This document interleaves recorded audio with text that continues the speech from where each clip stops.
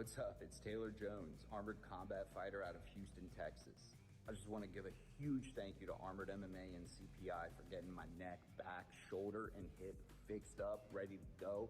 It was such a great experience. I'm already feeling a lot better, and if anybody's out there, you guys need to get your body fixed up and ready to get back to whatever activities you want to do, hit up the CPI. You guys go to Cellular Performance Institute, they'll get you taken care of. These guys are amazing. CPI, stem cells, they could do some wild shit down there. My shoulder was jacked. I went down there, worked, man. Eric Anders' neck was up, and then he went down and got stem cell treatment. Now it doesn't bother him at all anymore. I definitely recommend CPI. It's changed my life. The best stem cell clinic in the world. I just come and I do stem cells to make sure that I'm resetting my body and staying healthy. It regenerates tissue, reduces inflammation. The results are amazing. When it comes to the science of stem cells, no one comes close to CPI. There's not even a close second. Antonio Paneto from Mexico City, Mexico, versus Emmanuel York from Washington State, USA. The man who swore he'd never lose again, versus the Mongol from the Northwest. Fight it out for the Armored MMA Super Welterweight Championship, June 27th in Portland, Oregon.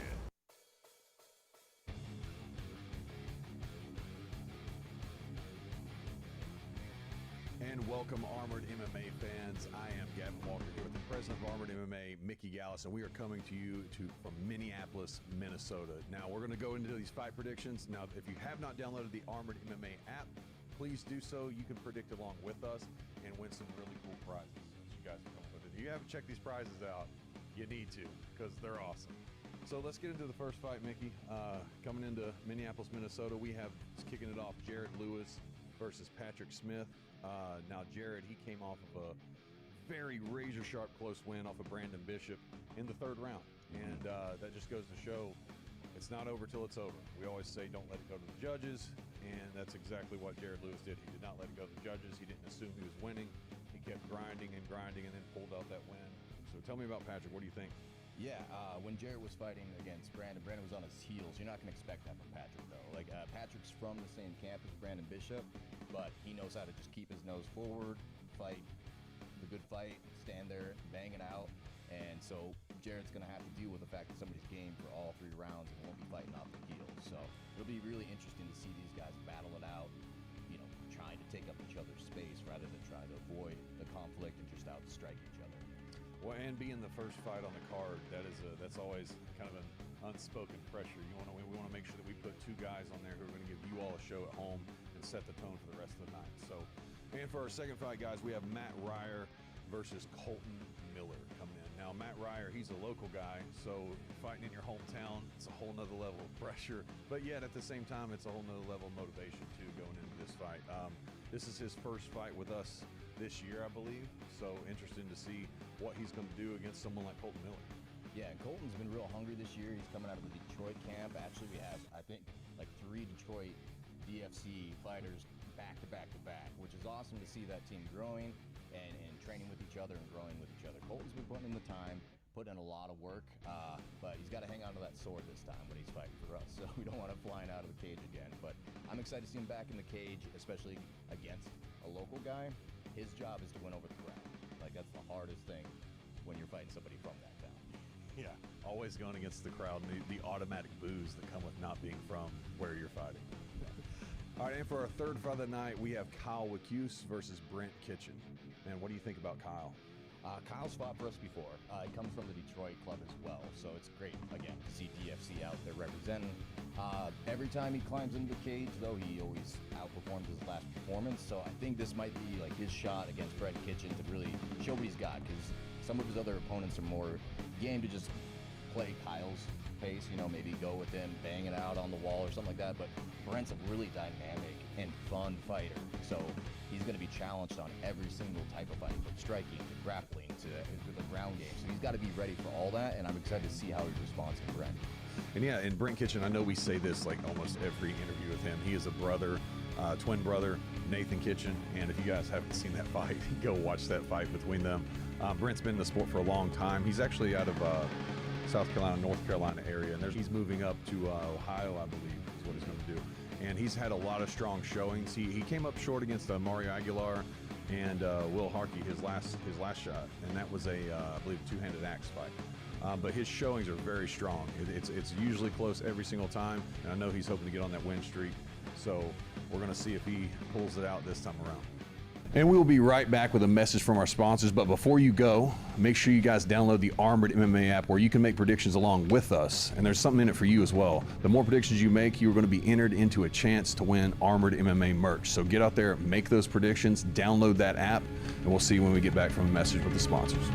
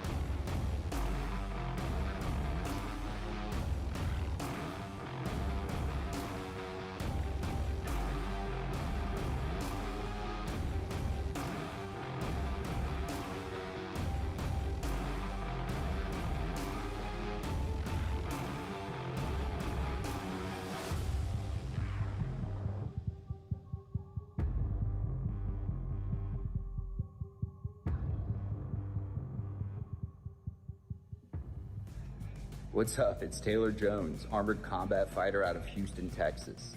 I just want to give a huge thank you to Armored MMA and CPI for getting my neck, back, shoulder, and hip fixed up, ready to go. It was such a great experience. I'm already feeling a lot better, and if anybody's out there, you guys need to get your body fixed up and ready to get back to whatever activities you want to do, hit up the CPI. You guys go to Cellular Performance Institute. They'll get you taken care of. These guys are amazing. CPI, stem cells, they could do some wild shit down there. My shoulder was jacked. I went down there, worked, man. Eric Anders' neck was up, and then he went down and got stem cell treatment. Now it doesn't bother him at all anymore. I definitely recommend CPI. It's changed my life. The best stem cell clinic in the world. I just come and I do stem cells to make sure that I'm resetting my body and staying healthy. It regenerates tissue, reduces inflammation. The results are amazing. When it comes to the science of stem cells, no one comes close to CPI. There's not even a close second. Antonio Paneto from Mexico City, Mexico, versus Emmanuel York from Washington State, USA. The man who swore he'd never lose again, versus the Mongol from the Northwest. Fight it out for the Armored MMA Super Welterweight Championship, June 27th in Portland, Oregon.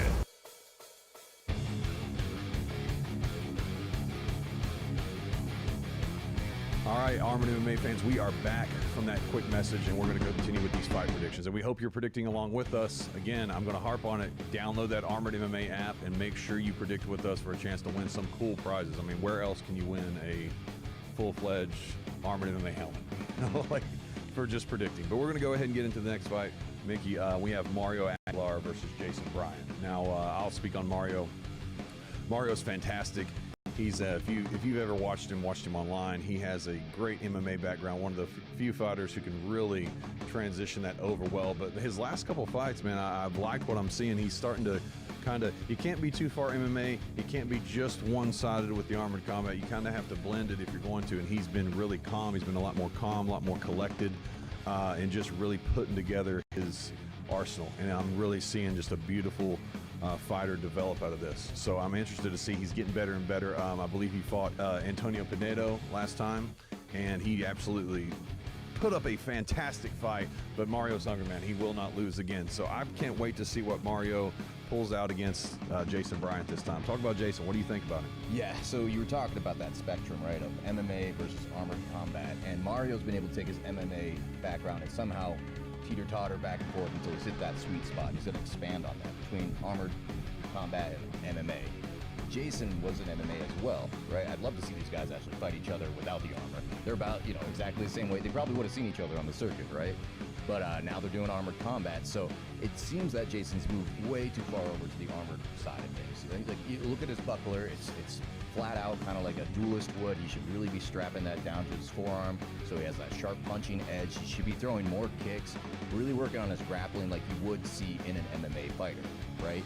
Pin them against the wall, drive their head up, and then take their legs out. Easy sweeps, easy picks, right?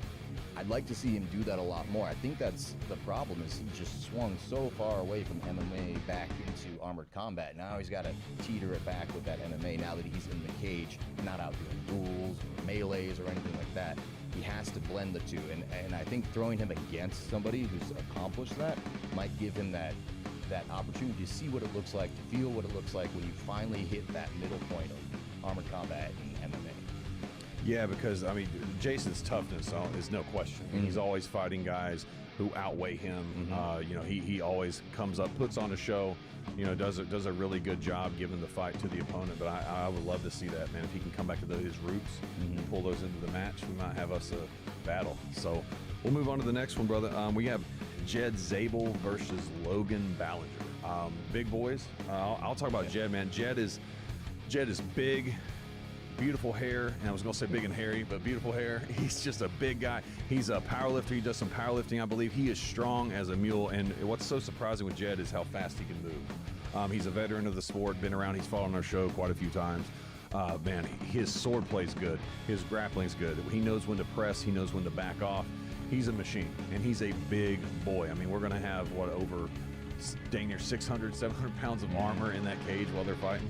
Yeah, I mean, it's, again, two big guys, and we just saw Jed take on Eric Duncan, who will be on the card later tonight, and brought it to Eric, right? And Eric's a huge dude, so Jed's strength is Jed's strength is unmatched, right? But you got Logan Ballinger, who's a character no matter what, right?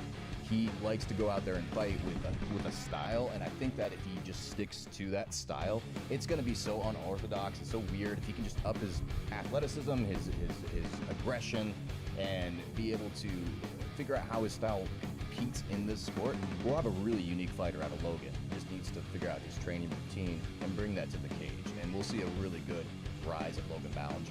He'll take axe fights, longsword fights, he'll take sword and shield fights. He just likes to fight, and I'd like to see his training reflect that. Well, it sounds like we're going to have a really exciting matchup between those two, and I can't wait for that one. I want to put a star on the list, to get prepared. So we'll move into the next one. We have some more big boys, even bigger boys, between Pete Moe and Eric Duncan. Both these guys are massive. I've trained with Pete Moe, seen Pete Moe. Eric Duncan is the mountain, as you know, and I'll start off with Pete. Now, Pete's coming off some injuries, though. Like, he went to Worlds with us last year, really messed up his wrist, his back's been messed up, and he's been working through all of that. And finally, he feels like he's ready to go, ready to jump back in, and it's his hometown. He's like, I don't really even care if I'm 100%. I'm coming back because it's Minnesota, man. I gotta be there, I gotta represent. So he's coming in our Titan weight class, over 300 pounds, right? Gotta make a whole new division for these guys. And he is a beast. He's really hard hitter. He can move really fast. Gas tank might be a problem because he's not just chasing down, little guys like me during melees. He's going to be hitting, like you said, the mountain at, 6'7", 300 plus pounds. So you talk about Eric, man. You just saw him win his last fight, right? Yeah. Man, he got the revenge against Ray Paez. He had been really craving that fight because he lost by a very, like, I think it was a disarm, I believe, was what was the difference between that fight, and that was just riding on him forever. And he told me he's very lucky he gets to do this full time. He and his wife, he has a great family, fantastic. They're all giants. She's, I believe, 6'2". His son's 6'7" again, and man, he's a big guy. I do want to see some stuff out of him, though. I want to see a little more explosion. Now, this is easily, I think it's there, but it's in short bursts. If we can, like you said, kick up that athleticism the entire time, high, low, high, pressing, some posts, some kicks. We talk about kicks all the time, and I'm aware with guys who are that large, that's a lot of gas to put in to be able to make that, that machine move. But I would love to see Eric do that, and he's going to need to do that against Pete Mo, because I think Pete Mo is, I've seen him, he's very explosive. Like you said, his gas tank might be the thing, but I think between these two guys, it's going to come down to the gas tank and who can put the strikes at the right time in the right place. That's going to be the difference. And I'm hoping Eric brings me my shirt that I have. And we will be right back with a message from our sponsors. But before you go, make sure you guys download the Armored MMA app, where you can make predictions along with us. And there's something in it for you as well. The more predictions you make, you're going to be entered into a chance to win Armored MMA merch. So get out there, make those predictions, download that app, and we'll see you when we get back from a message with the sponsors.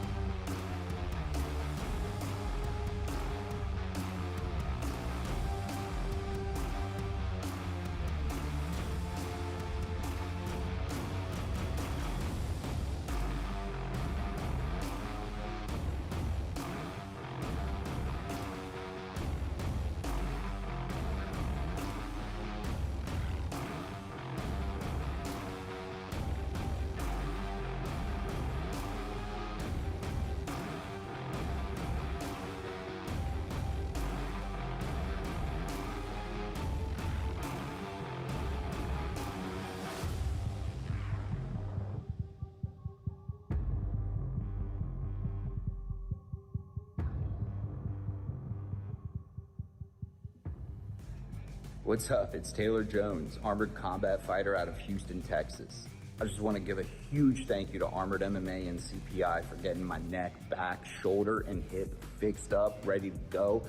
It was such a great experience. I'm already feeling a lot better, and if anybody's out there, you guys need to get your body fixed up and ready to get back to whatever activities you want to do, hit up the CPI. You guys go to Cellular Performance Institute. They'll get you taken care of. These guys are amazing. CPI, stem cells, they could do some wild shit down there. My shoulder was jacked. I went down there, worked, man. Eric Anders' neck was up, and then he went down and got stem cell treatment. Now it doesn't bother him at all anymore. I definitely recommend CPI. It's changed my life. The best stem cell clinic in the world. I just come and I do stem cells to make sure that I'm resetting my body and staying healthy. It regenerates tissue, reduces inflammation. The results are amazing. When it comes to the science of stem cells, no one comes close to CPI. There's not even a close second. Antonio Canedo from Mexico City, Mexico, versus Emmanuel York from Washington State, USA. The man who swore he'd never lose again, versus the Mongol from the Northwest. Fight it out for the Armored MMA Super Welterweight Championship, June 27th in Portland, Oregon.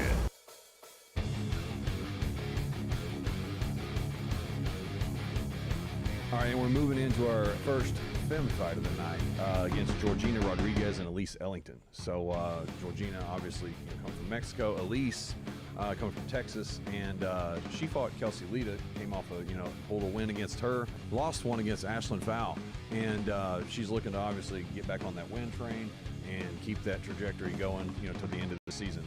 She's a very talented fighter. I think with Ashlyn Fowl, the grappling, I think the surprise, Ashlyn Fowl found something that worked and kept doing it over and over and over again. So that's the one thing I'm hoping Elise has really worked in camp, is just defending those takedowns, defending those judo sweeps, and then once you're on the ground, minimizing that damage that comes. If she can do that, what's she going to do against Georgina? So, like you said, maybe minimizing those takedowns would have helped her against Ashlyn, right? But really, when I was watching it, it just felt like she was being beat to the punch, like maybe a hesitancy in the throws.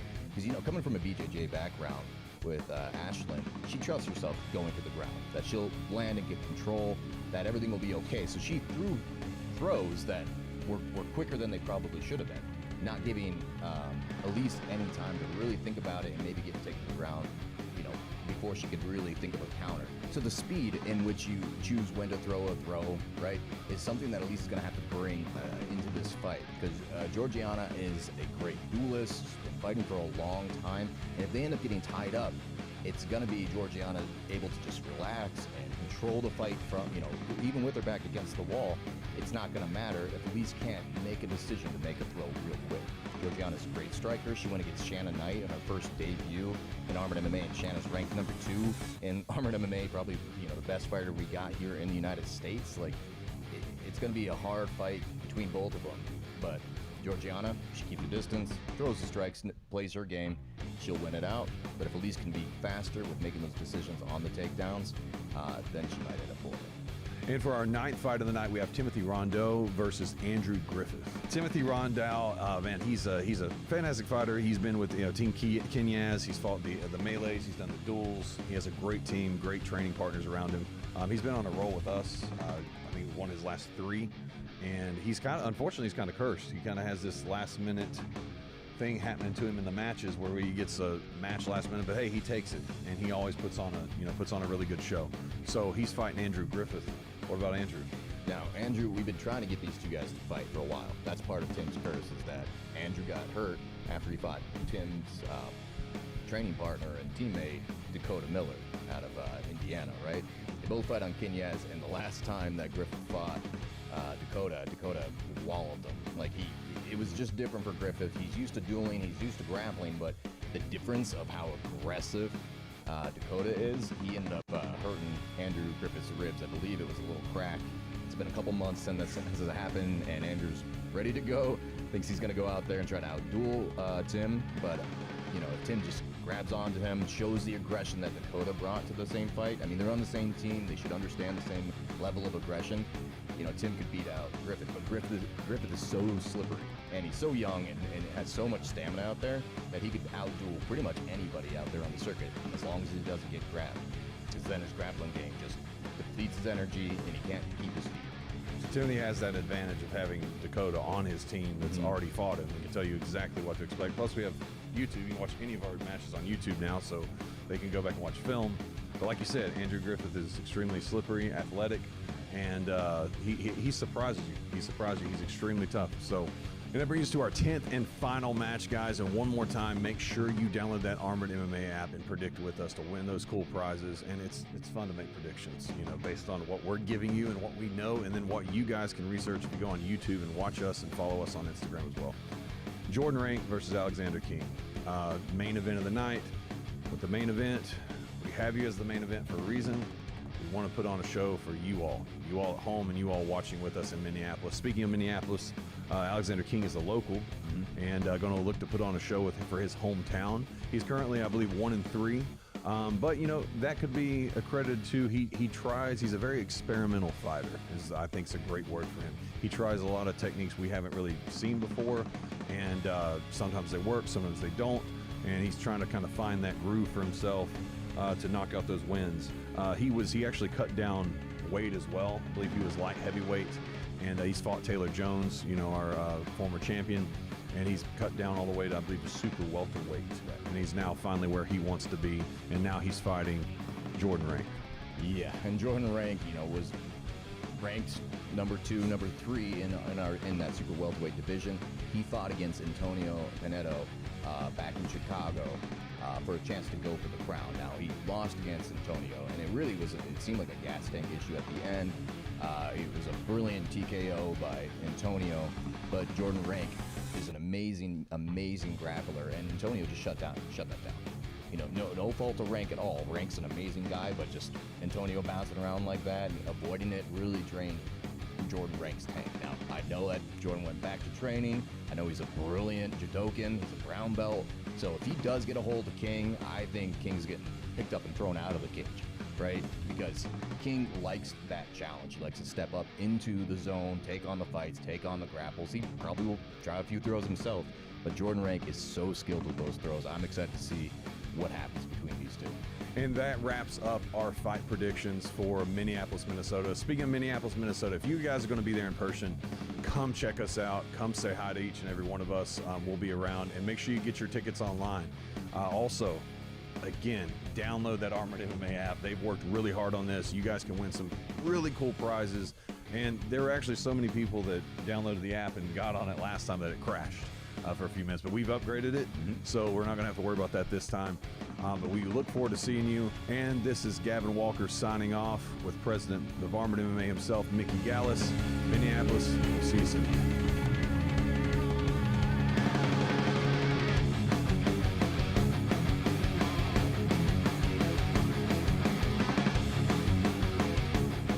What's up? It's Taylor Jones, armored combat fighter out of Houston, Texas. I just want to give a huge thank you to Armored MMA and CPI for getting my neck, back, shoulder, and hip fixed up, ready to go. It was such a great experience. I'm already feeling a lot better, and if anybody's out there, you guys need to get your body fixed up and ready to get back to whatever activities you want to do, hit up the CPI. You guys go to Cellular Performance Institute. They'll get you taken care of. These guys are amazing. CPI, stem cells, they could do some wild shit down there. My shoulder was jacked. I went down there, worked, man. Eric Anders' neck was up, and then he went down and got stem cell treatment. Now it doesn't bother him at all anymore. I definitely recommend CPI. It's changed my life. The best stem cell clinic in the world. I just come and I do stem cells to make sure that I'm resetting my body and staying healthy. It regenerates tissue, reduces inflammation. The results are amazing. When it comes to the science of stem cells, no one comes close to CPI. There's not even a close second. Antonio Pinedo from Mexico City, Mexico, versus Emmanuel York from Washington State, USA. The man who swore he'd never lose again versus the Mongol from the Northwest. Fight it out for the Armored MMA Super Welterweight Championship, June 27th in Portland, Oregon.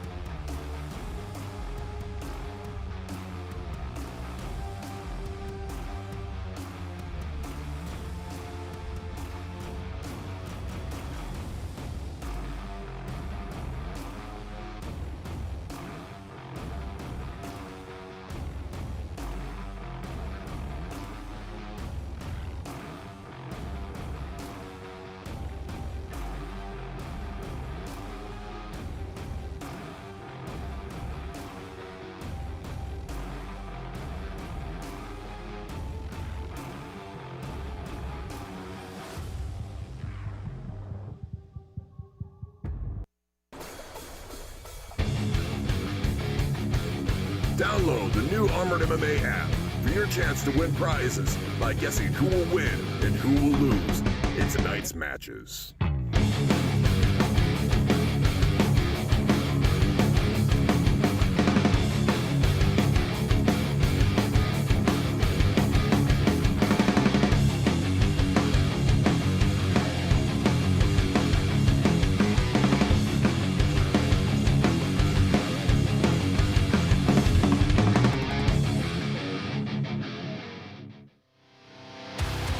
Hello, Minneapolis!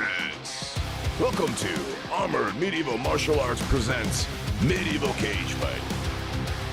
Sponsored by Cellular Performance Institute, CPI Stem Cell Treatment, Medieval Technologies, powering the Armored MMA app, Life Center X, clean, long-lasting energy.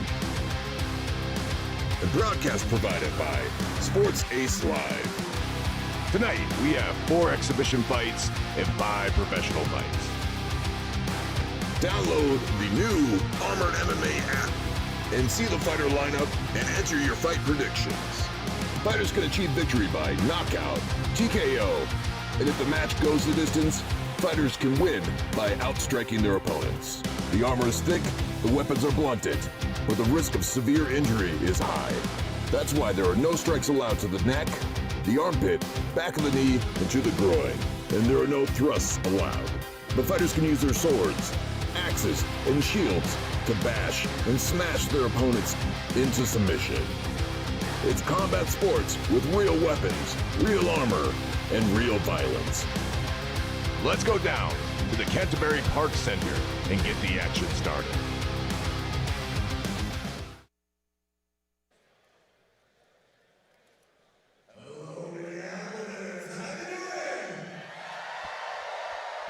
And hello everybody at home. Thank you for joining us for Armored MMA right here in Minnesota.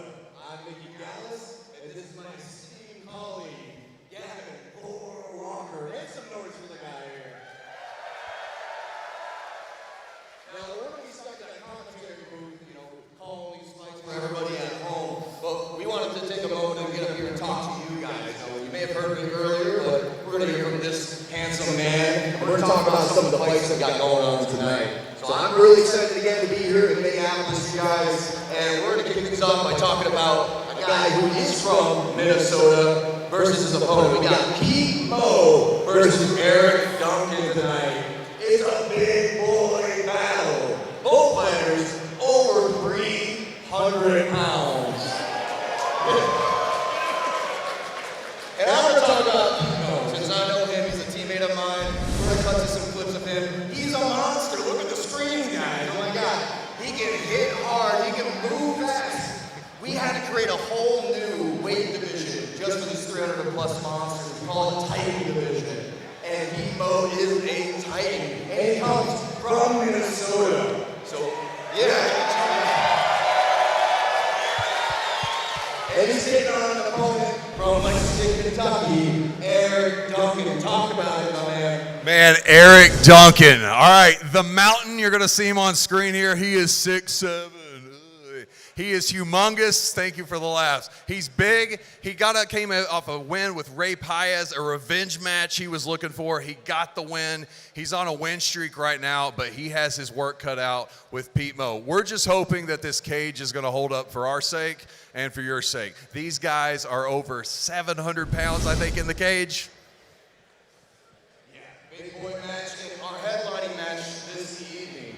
Again, local boy, Alexander King from Minneapolis, taking on Jordan Rank from Milwaukee, Wisconsin. Already you can tell that people have picked their sides here, but it'll be up to Jordan Rank to win you all over against the local boy, Alexander King. I'm going to talk about Jordan Rank, man. He's a phenomenal grappler. He's a brown belt in judo. When he commits to a throw, he finishes that throw. So once he gets you on the ground, too, it's not over yet. He rains down shots. I know he just came off of a loss. He was on his way to contend for the Super Welterweight Championship. He ended up losing that opportunity, but we're so excited to have him come down to Minneapolis and fight for you all tonight. Jordan Rank is a beast, man. Talk to me about Alexander King, the Minneapolis Kid. Man, Alexander King. You're going to see clips. Minneapolis, this is your hometown boy. Give it up. Man, he's very unorthodox, man. He does a lot of experimental fighting, we like to call it. You're going to see some techniques. He showed us techniques we haven't seen before. Some work, some don't. But he's going to come in today and try to get that win for his hometown. Maybe we'll see something that we hadn't seen before. Hopefully the crowd gets to see something extraordinary from him. Absolutely. We only have time to talk about a couple fights. There are amazing fights on this card. So stay tuned, Minneapolis. I want you guys to get loud for me. And get ready to fight, because it is Armored MMA tonight, coming up next. Minneapolis. Who wants violence?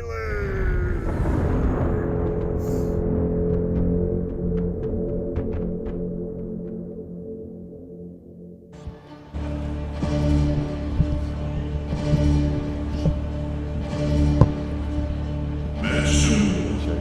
Fighter number 1. From Antioch, Illinois.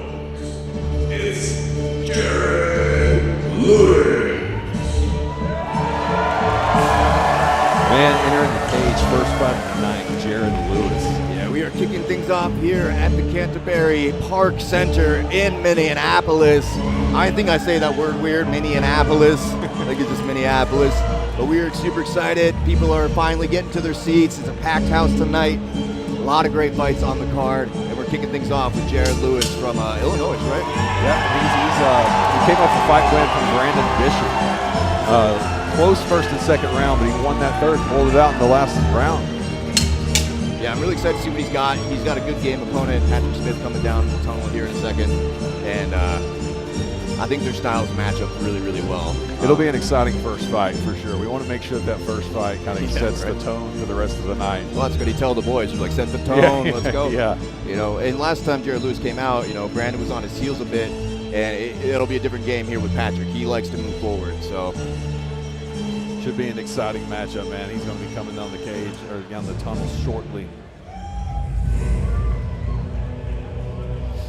I think it's the first time we've had skylights in an arena here. Yeah, I feel like we're on Touched by an Angel. From Louisville, Kentucky, it's Patrick Smith.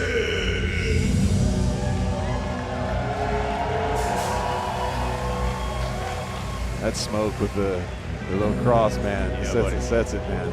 Their armor looks slick. Yeah, both of these guys are wearing ROA cross bassinets, if you want to call it that.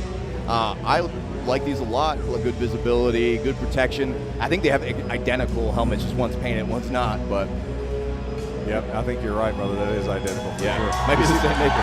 You see his tail of the tape, man. Yeah. Very similar in height.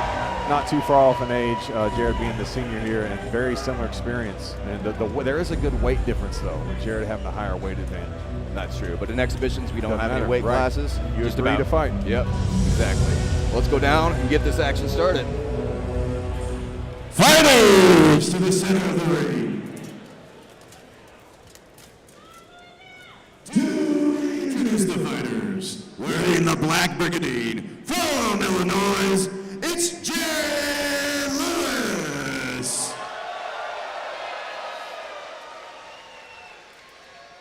And his opponent from Kentucky, wearing the red tabard, it's Patrick Smith.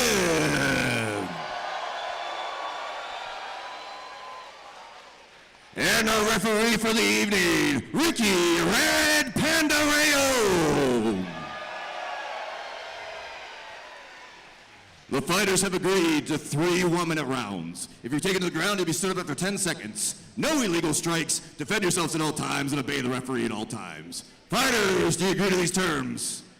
Then touch tips and back to your corners.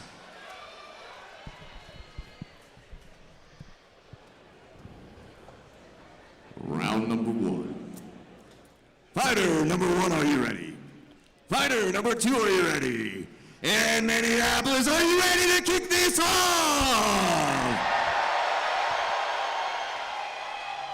Then start fight. All right. Tips are touched, man. Woo. I actually like Jared's speed. Ooh. Nice. Nice push shot right there. And you can see Patrick Smith's shoulder is flapping around, right? Already. He doesn't need, they will not stop the fight for that if it comes off from the bottom. If it comes off from the top, though, they'll stop the fight. He'll fix that in between rounds, or maybe the ref might call a timeout to get that fixed up. But already. Man, Jared's found a home with that buckle load. Every time. And I'm a firm believer in that, man. If it's not broke, don't try to fix it. Keep doing it and doing it until they stop it and then come back to it later. 30 seconds. No, and like I said last time when Jared Lewis fought, he was chasing down his opponent. Patrick is game to hang and bang. Yeah, he's staying right in there. Oh, jeez. I do want to see Patrick. It's a hard thing to not get into. Try not to headhunt. When you get rocked, don't just swing pointless shots. It's good to get the jab out there, get the sword out there, but find a home. And stop fight. Fighters to your corners. We'll give them that's to how rest. fast Set them out for their second round. That first round just flies by. You got a minute, but it is, for those of you at home watching, it is a minute of hell, honestly, for those four fighters in that armor. They're overheated. They're wearing weight. Let's check out this replay. Yeah, good pace off the bat, right off the rip. You got Jared Lewis finding, like you said, a home for that buckler. My God. He's patient, setting into that shot. He's going to find it here again here in a second. He's going to fire another one. He misses with a couple, but he doesn't give up on it. Yeah, and what's the problem right now is that Patrick Smith isn't setting up a block off those strikes. You see he strikes with the sword, and it drops down to the ground. It's almost like a boxer when they throw a jab and then drop it to their hip.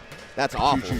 Yeah, you got to strike and then go back to a blocking position. And I want to see some angles, too. It's a lot of head-on from both the guys, just coming straight at, which makes sense in theory. But go head-on, step to the right, step to the left, deliver your shot.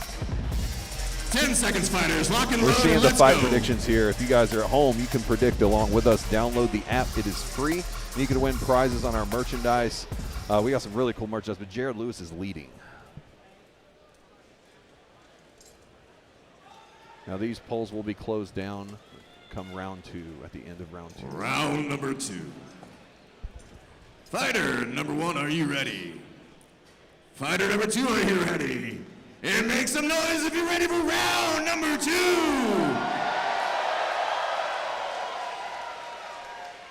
Then start fight. Here we go. See what adjustments have been made in the corner from both fighters. I think Patrick was smart to like fake that teep that he was going to do, maybe a push kick, because he's got to keep that range. And Jared Lewis really probably should be putting Patrick on the wall. Patrick doesn't have an answer for that buckler. Put him on the wall and drive it into his chest. Yeah, and get those points, man. Rack up those points. Do some good damage, too. They're right there. Right as you said it. Right as you said it. Right on time. 10 seconds. Good short strike. Nice little quick jab with that buckler. Yeah, it was a good combo. It was onside, offside to the leg, and then followed up with that And buckler. these are small angles you're seeing from Jared. Right there. You just step into the side, getting off that center line. Patrick should push in right now, knowing that his back's against the wall, but now it's reversed. So overcommitting with that sword a little bit. 10 seconds. And that's easier said than done. I mean, when you got a weapon 4 pounds, you're swinging. It's kind of hard to stop it once it's going. But yeah, Jared just sits down.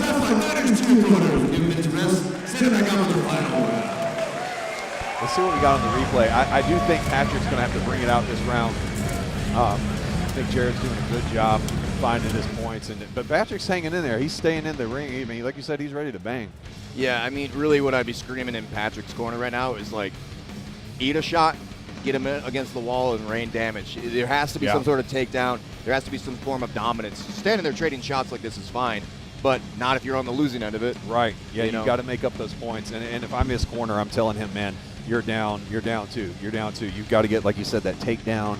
You've got to be able to make sure you're finding the home on the wall and getting those points back. 30 seconds. Yeah, and you're seeing that they're not really being too aware of the cage. Maybe they're just tunnel vision hitting each other. But right there, Patrick should have drove in, but they're almost just ignoring the cage wall and just trying to stay in the center at the same time. And that's why it is called armored MMA. You know, it's easy to forget that it's MMA, mixed martial arts. You can go in there, use the clinch. Get those shots. 10 seconds, fighters. Lock and load, and let's go. We're coming up on this final round, man. Both guys got to go for broke, though. Even if I'm Jared's corner, I'm telling him you're down. I would lie to him. I would say you don't know that you've won. Oh, that's 100% right. You know until that person's unconscious, man. Like, yeah.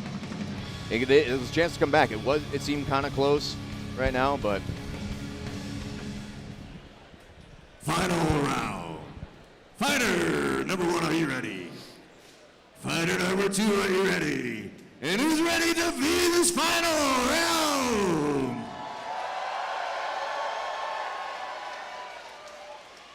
Then start fight. There's that T kick. Oh, yeah. T kick just a little off timed, but I like seeing them attempt the kicks. Yeah, it is this moment right now. I don't know why Jared's really on his heel any bit. But okay, I was gonna say he needs to show some sort of grapple, right? Yeah, there's that buckle, and then grab a follow, push to the wall. Yeah. Yeah. Because you've already established dominance in the center of the ring. You've got it. You got him out of that circle. Yep. 30 seconds. He keeps on. You know, honestly, I think it's one of those things, man. He's like, this is working. I'm going to keep doing it till it doesn't. But that's fair. We never know what's really fully going through the mind of the fighter. Yeah, Patrick just unfortunately does not have an answer for that buckler right now. Not this match. Boom. 10 seconds. Every time, if people are asking, you're probably wondering at home, does this hurt? Yes, it does. Even with the armor on. And we're getting in this grapple. Let's see who can get this takedown. I think the crowd wanted to see some more grappling, man.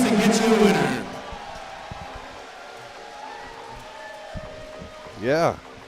I mean, it's so difficult to just hang and bang with somebody, and good on them for just putting their chins on the line there.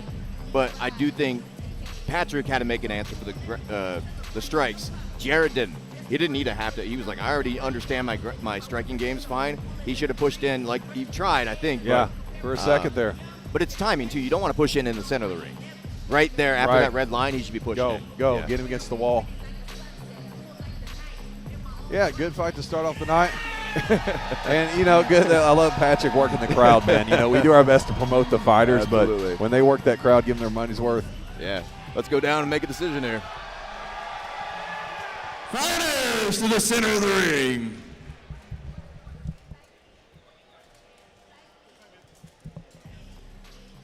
After 3 rounds, your winner is Jared Lewis. Good showing. Great way to start off this night. Good to see Jared out there again, taking home another victory. Let's go down to Gavin Walker and do an interview here.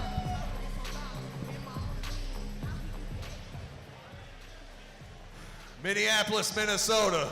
What do you think? Y'all are a good crowd. We're going to have some fun tonight.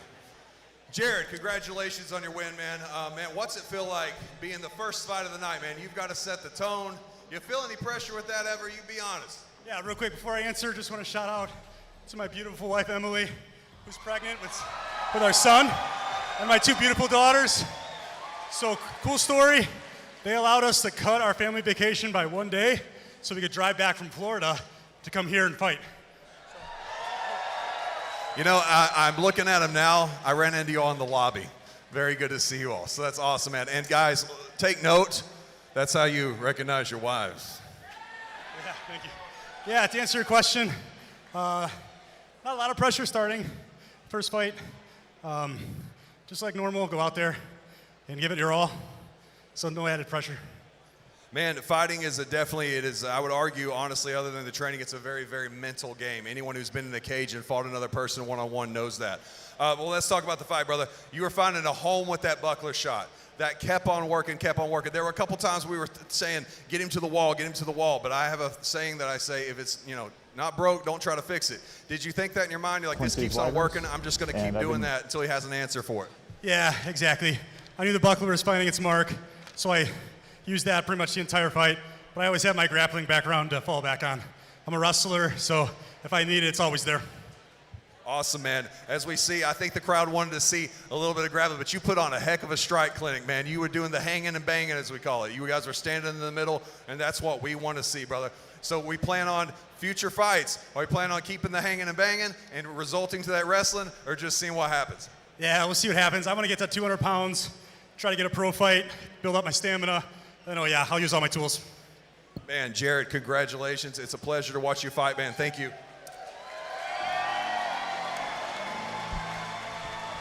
All right, the first one is in the books here in Minneapolis. Congratulations to Jared. Awesome fight to start the night. We'd love to see Jared bring out some of that wrestling, next time he comes with us. I think he did a great job with his grappling game last time we saw him, so we know he has it, but we didn't get a good showing of that yet. But, a lot of times people are very happy to hang and bang like you were talking about, but they forget that to make sure that continues to happen, you need to shut down the other person, right? You can't keep just eating shots and knowing that you're getting more shots. You should probably use the wall, use a little grappling to shut them down and land harder shots. Well, and with the access where you guys can watch this on live and people are watching this online, people are watching film on you as a fighter. So they're going to say, oh, he hangs and bangs. He hangs and bangs a lot. So we got to make sure you change it up, make you hard to figure out, be unpredictable. But it was a great first fight. We got our second fight coming up. Matt Rayer. Yeah, from St. Paul. Yep. And Matt, Matt's brand new, man. He's newer. Not a ton out there about him yet, but he is looking to make a name for himself here on this big stage that is Armored MMA. Yeah. Coming out with like a saber, it looks like. Maybe a saber. We don't see those a lot. I do like those a lot. Just because they have a good ergonomic swing. Yeah, we're not stabbing, so we don't need an arming sword. He looks spry, man. I've never really seen him fight yet. Really excited to see local talent come out here. He's from St. Cloud, so St. Cloud, right down the road. Yep.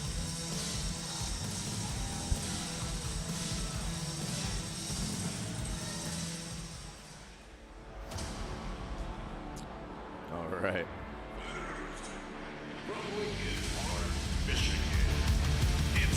Colton Miller.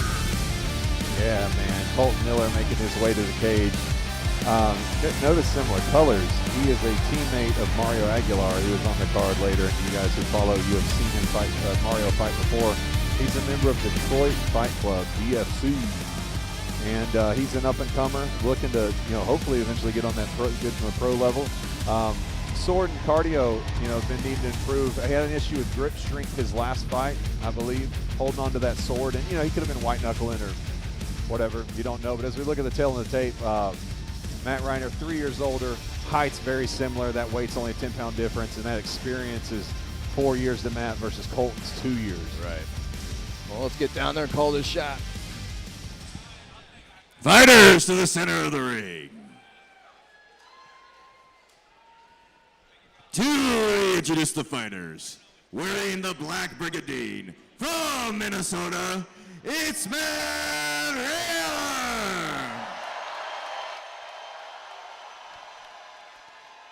And their opponent, wearing the green tabard from Michigan, it's Colton Miller.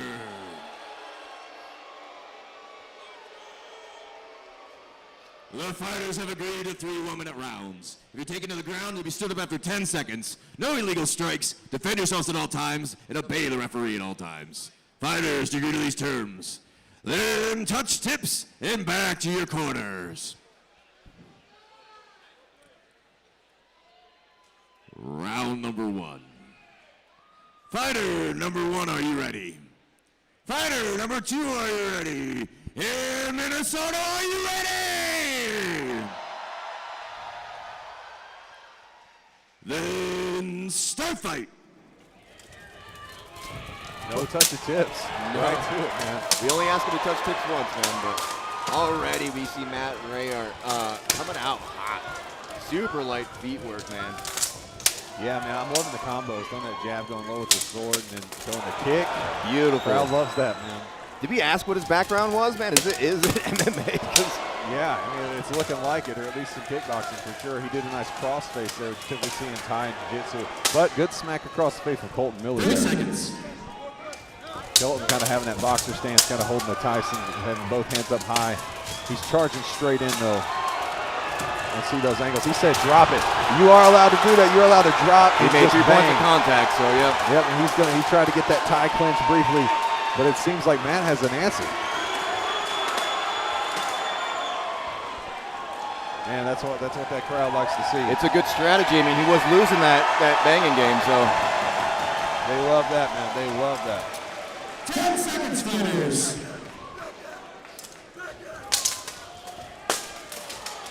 Oh. I'm impressed with Matt's combos, man. I'm impressed when he responds under pressure as well. Stop fight. Fighters to your corners. We'll give them a minute to rest. Send it back out for their second round. Man, as we take a look at the replay coming up, man, that seemed like a kind of close round. What are you thinking? What did you see, Mickey? I mean, first off, real good footwork from Matt, man. Changing positions from orthodox to standard seamlessly, right? Very impressive.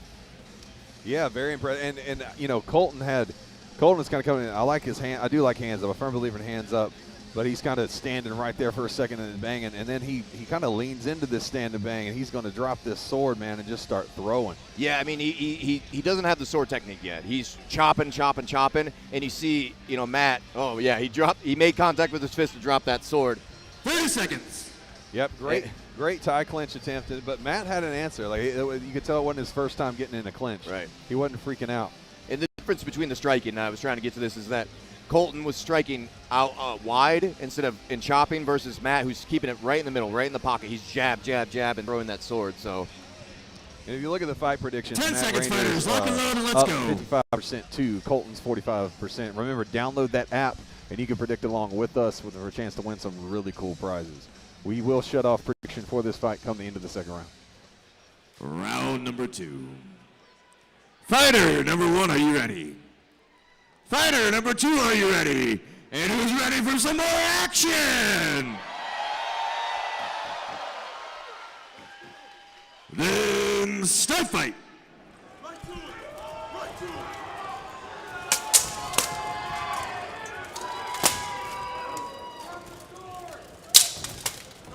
I was sorry. I got kind of distracted. I was kind of zoning in. I was zoning into it. I was watching Matt. He was kind of aiming for the belt line, which is really smart to be dropping it right below his shield, because Colton is not dropping that shield for anything. It means the head's not going to be open. Yeah, you can definitely see where Colton's part of Mario's camera. He has that flash, that kind of that he threw a little headbutt in there when the guy came into it. Like, he wants to fight, but like you said, a little choppy with the sword, and Matt's able to block with that buckler pretty well. Yeah, Colton right now needs to press him against the wall, right? Yeah, he's right now to reverse. Oh, almost a disarm there. Very, very close. 10 seconds. And when that happens, Colton, go in. He's banging again. He's going to put his hands down. He's been working somehow, man. Yeah, it's where he's finding a hole. I love saying that time when you find the hole. Just get those punches. Boom. Boom. He kind of bubbled it there and stumbled it there for a second. We'll give minutes to rest and send them out for their final round. Yeah, not a bad strategy to just beat on the guy. I mean, really, what happens, though, is if you drop your weapon and the other guy doesn't, you're only getting 1 point, and the guy with the weapon's getting 2 points. Right. Because we consider a weapon fighter dominant if the other guy's not. Yeah, you can definitely tell he wants to box, man. He's just staying in front of his opponent, not really giving him a chance to not fight him. He's staying engaged the whole time and looking for that in close. Like you see with that headbutt there, but he is eating a lot of shots by staying in front. And right there, he just needs to swim him over and press him against the wall. Like if you have somebody who's outstriking you, use the wall to your advantage, man. And I know not everybody trains in a cage and stuff, but definitely, as you can see here, he's winning out that striking match because he's got him against that wall. I think he buckled him right there. Yeah, a little bit. And then, but I did see Colton take his greave off, and he I don't know if he hurt his hand for a second. His gauntlet? His gauntlet. Yeah. I don't know why I said greave. Greave's up here. Yeah, took that Greaves gauntlet around off the shins. Yeah. Dang, I'm thinking of Elder Scrolls Oblivion. Yeah, no, it's fine. He took his gauntlet. He's probably hurting, dude. I mean, it still hurts to punch a metal wall, right? 10 seconds, fighters. Lock and load, and let's go. I would love to be a fly on the wall in corner of Colton right now. See what Martio's telling him for this final round. It's got to be use that wall. That's all. The only thing I'd be telling him, use that wall. Use the wall and bang, man. Might be able to pull it out. Final round.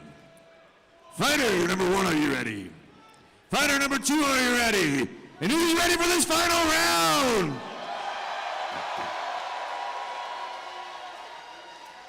Then start fight.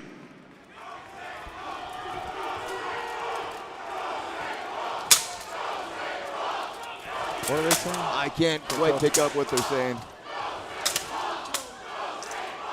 Go St. Paul. Go St. Paul. Oh, go That's St. what it Paul? is. Yeah. This can't turn into another let's go Brandon thing, guys. Yeah. No, the crowd is behind him. I truly believe Matt's ahead right now. Colton's got to get him on that wall, not allow him to circle out. Oh, that's a beautiful short teep, following up with that sword strike to the helmet. And there, he's going for that. That's what I want, but press him. Press him up against that wall. Yeah, keep circling. You got to cut him off. You got to stalk him, right? Yep, and that's what Colton's been doing. He's been stalking, but just eating too many shots coming in. Nice. There's that buckler. Man, and it seems like it's hurting Matt. Nice man. long Honestly, hook. he's got to go then. Yeah, he's got 10. Those are hard shots. Keep following up. I'm surprised he's not dropping right now. Man. 10 seconds, fighters. He said drop it. I knew when you said that, Mickey, I knew he was going to go for it. He can't be swinging for the fences. Make contact. Oh, man. Oh, beautiful uppercut. And stop fight, fighters. Whoa. Did you see that, man? Hammer fist. He doesn't count. To the judges to pick you a winner. I don't think that last one counted, but, man, just a club to the neck. Yeah. Oh, sorry. Referee had to stop by for a second. What happened in that last second? Man, I don't know. I mean, they were just swinging, and I think he didn't realize it was over. But he's saying it just clubbed his forearm right on his brachia. That's what happened. And then it dropped him to the ground through armor. But, I mean, the bell was done, though, man. Yeah, The round. And they were two of their fans. Both of them were still going at it. I don't think it wasn't misconduct. I think it was just they were just in the moment. The only problem is that Colton, being behind on points and stuff like that, especially when he's dropping his sword like this, he's getting 1 point. That's every two. But Matt just had to drop his sword as well. And pure exhaustion here. I can't believe they're still Watch going this. You're going to see this, man. You're going to see him get that uppercut, which you just got. And he comes over here, and he's going right here. He's going to throw that club. Oh, okay, yeah. And it's right in the brachia. It could have been exhaustion, too, just like the round was called. And then, So let's go down and call a winner here. Wild. Fighters, if you could stand to the center of the ring.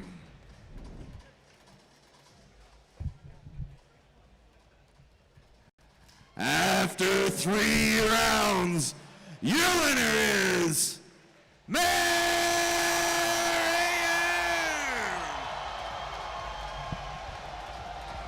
Wow, heavy fists at the end of those fights, man. I mean, it is a strategy to drop the sword. It is not always in your favor if you do so. As you can see, Colton's walking out with the L. Matt's taking home the W. Let's go down to Gavin and hear some words from the winner. All right, Minneapolis, how about that hang and bang? All right, man. From St. Paul, right down the road, give it up. I'm gonna throw you a layup question, man. What's it like with the energy? I remember, at fighting. What's it like just fighting in front of that home crowd, man? What energy, I'm beat. Oh man, that's so much fun. The energy's amazing. Hearing you guys screaming and calling, that gives me enough for round 3. I wasn't going to do round 3 until I heard you guys. Thank you. I want to take a moment to educate the crowd on this. You came out with a different sword than what they're going to be seeing a lot of tonight. I want you to talk about that, the type it is, and talk about why you chose that weapon in this match. So I started as a fencer years ago, like foil, with LARPing. I'm a sword fighter, so I need something that could swing more hits, and that curvature helps me bounce off those shots and I'm land a lot more hits. My opponent is... Well, your opponent, man, he dropped that sword, which you're allowed to do that as long as you maintain 3 points of contact. And when they're fighting, he gets 1 point for every 2 if you don't drop your weapon. Was it surprising you when he dropped his sword? Did that catch you off guard? Did that throw off your game? And then on top of that, at the very end there, I think it was kind of after the bell, but that club to the brachia, did that stun you at all? I felt that one a little bit. First time he dropped it, I thought he disarmed, and I'm waiting for a stop, but he kept coming. I'm like, okay, we'll do this. I'm okay with that. Yeah, I think you guys did that about 3 more times, man. Well, the crowd loved it. It was a pleasure to see you. I know you're right down the road here, so enjoy your ride home, man. It was a fantastic job watching you. You did awesome. I want to say thanks to Gabe Hutchinson for keeping me in this sport. If it wasn't for you, I won't be doing this. I love you, buddy. Happy birthday. Happy birthday. Thank you, guys. Another fight in the books, man. That was a banger. And again, everybody watching at home, if you're interested in learning about this sport, you go to armoredmma.com and you can find a club near you and actually start training with people. The rules are complicated. Getting into armor is complicated. Technique is complicated. So just because you know how to fight does not mean you know how to fight in armor. So go find a club near you and they'll help you out. So go to armoredmma.com. Check out our club finder and start fighting. So you can also download the Armored MMA app so you can be doing predictions with us as the fights continue. And you know, I had a lot of people on Matt Rayer's side. He was a great duelist out there. I didn't see any grappling attempts really by anybody that time. No, they're banging, brother. Yeah, too busy punching each other in the face. But yeah, our next fight coming up is going to be a good one. And that fighter, Kyle. Number 1, from Detroit, Michigan, it's Kyle Wickius. Kyle Wickius, man, that is a cool tavern he's got on there. Right. Got the almost Games of Thrones look. He's another fighter out of Detroit Fight Club, DFC. So same teammates there as Colton and Mario. So he's got a very good camp to get him ready for these fights. Absolutely. And he's coming out there with a one-handed axe. I don't know if his opponent's going to do that. They don't have to have matched weapons during the exhibition fights. But we'll see. This changes the game, though. This will have to be really in each other's faces. And the strategy there is to do damage. Do damage, yep. Less finesse, more damage. And Kyle's coming off of a win in Pittsburgh. From Raleigh, North Carolina, it's Brad Kitchen. Brett Kitchen, man, him and his twin brother, right, Nathan. They do such a good job. I'm glad they're going to be living closer together here soon, because I think they train well together. Right? Yeah, that brotherly, that sibling rivalry, man, but always pushing each other. If you haven't seen that fight, y'all should check it out on YouTube, man. It was a great time. It was funny. Yeah, Brent comes from a very, very big wrestling background. Right. You look at the age here. Age really doesn't matter in this sport. Don't have to really go over it. Same height. 5-pound difference in weight, only 1 year experience that Brent has on Kyle. Yeah, the only difference is that we see Brent use a lot of different weapons all the time. So we'll see if that plays out well in this matchup. So let's get down to the cage and announce them. Fighters to the center of the ring. To reintroduce the fighters, wearing the black tabard from Michigan, it's Kyle Wickius.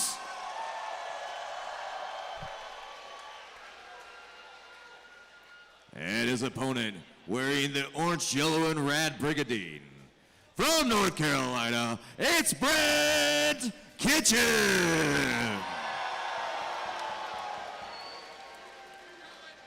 The fighters have agreed to 3 1-minute rounds. If you're taken to the ground, you'll be stood up after 10 seconds. No illegal strikes, defend yourselves at all times, and obey the referee at all times. Fighters, do you agree to these terms? Then touch tips and back to your corners.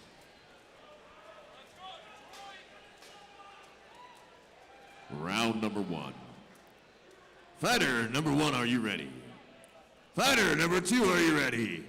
And who's ready to see some axe smashing action? Excited. Then start fight. Here we go. Up close and personal, baby. That's what they're looking for. That's what they're looking for right off the rip. Beautiful. Both guys, man. So the technique that they're using with the axe is very melee-oriented team fighting. Jason, man. Jason, we were talking about him kind of using that MMA to his advantage and really starting to turn it up. He's trying to look for a win. But, you know, he's a tough guy. There's no question about it. Kyle, yeah, pushing in like that. Yeah. It's going to be hard, though. You do have a good wrestler, has, you know, stout legs. But there they go. There it is, yeah. And that's Brent. He's getting right back up. That's that Midwest wrestling. Give an arm. Looks like an armor failure. The fighter has an armor failure, about 1 minute to repair it or be penalized.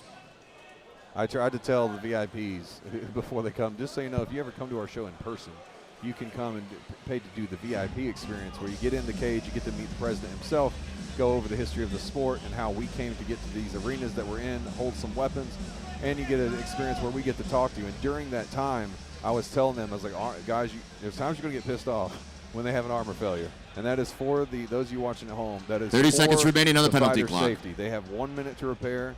If they fail that minute, they get penalized.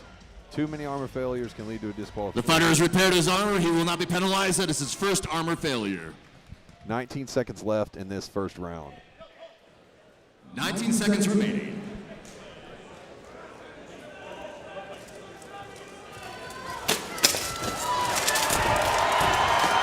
There we go. Good aggression. Man, Kyle is finding the takedown. Yeah, it looked like a failed Uchimata by Brent.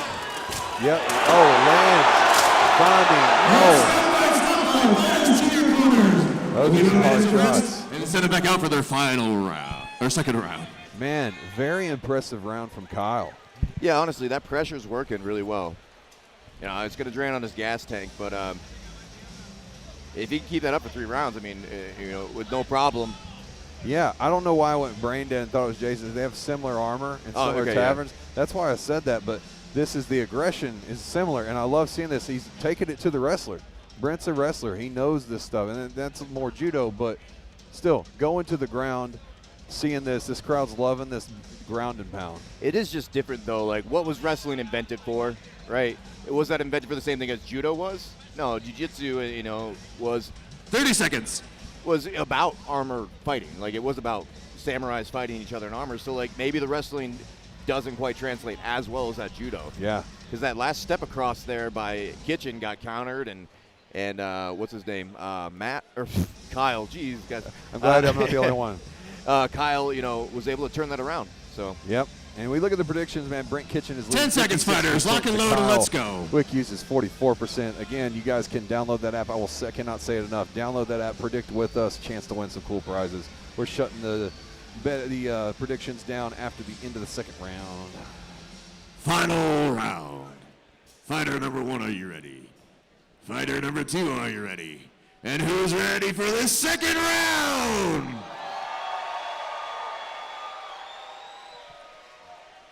Then start fight. This is the second round, Second not the final. round, yeah. I am so sorry, everybody at home. Oh, I like that attempt, but man, that pressure, good reversal there from Kitchen, trying to use it, get that head pressure down, get his chin under, and try to get this sweep. Yeah. Can he get it? He needs to pull him off that wall a little bit. Smart use of that axe around the head. That's a melee thing. He's got it. Little hip toss. Oh, but he uses the cage to kind of. Oh, but he's not stopping. Upside down. Yeah, put him on his head. That has got to be so uncomfortable. Yeah. Man, but he's finding knees around the back.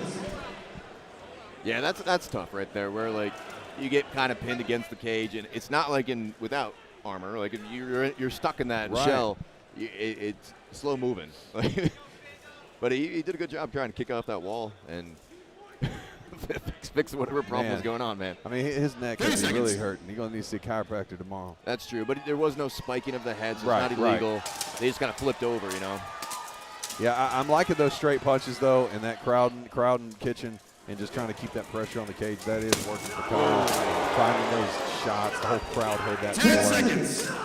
And he's going to try to get that same throw he's been getting all fight.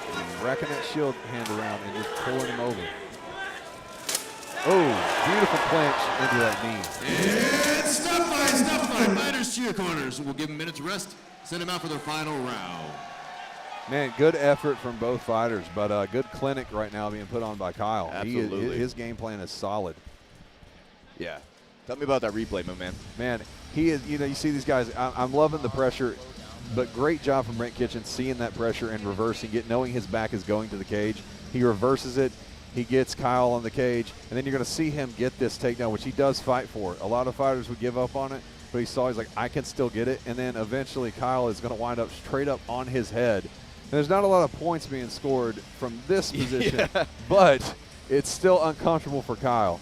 And Brent did not give up on it, and he needed that because right here you're going to see Kyle go forward, put that pressure on him, and just start getting knees. You're going to see him get a top Muay Thai clinch, throw a knee, release. Beautiful job from Kyle. And you get that leg chop, man. That leg chop, the whole crowd heard that. I don't know if you guys can hear that at home, but, man, that was loud to us. And see, and I like that. He used the normally the Muay Thai clinch, you guys can see, they cup the hands on the crown of the head. He took the axe, because that's kind of what you got to do, and tucked those elbows and held him like a steering wheel. Yeah, and it's absolutely legal as long as you don't go horizontal across the neck. If you can do 45, that's totally legal. So, but looks like the fighters are ready to go. Jeez. Yeah, and those 10 seconds, fighters. If you notice in the corner, you saw his corner put this tank up to him. That's to give him some oxygen, because they don't have any CO. They're losing that. They got all that CO2 building up in the helmet. All right, that's right. All right, final round. Final round. Fighter number 1, are you ready? Fighter number 2, are you ready? And who's ready for this final round? Then start fight.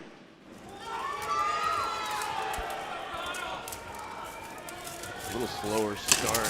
Yeah. I know the pressure's still there, but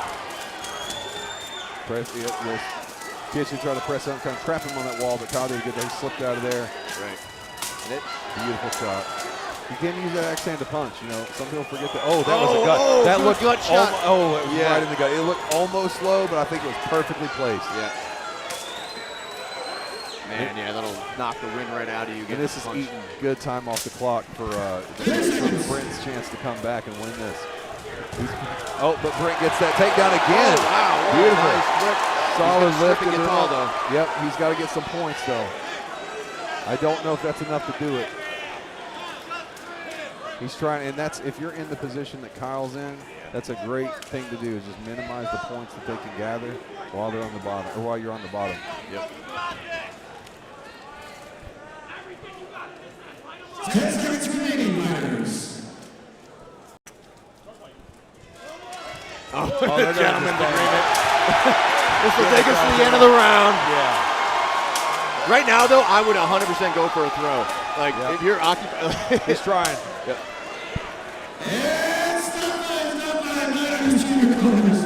We'll go to our judges and get you a winner.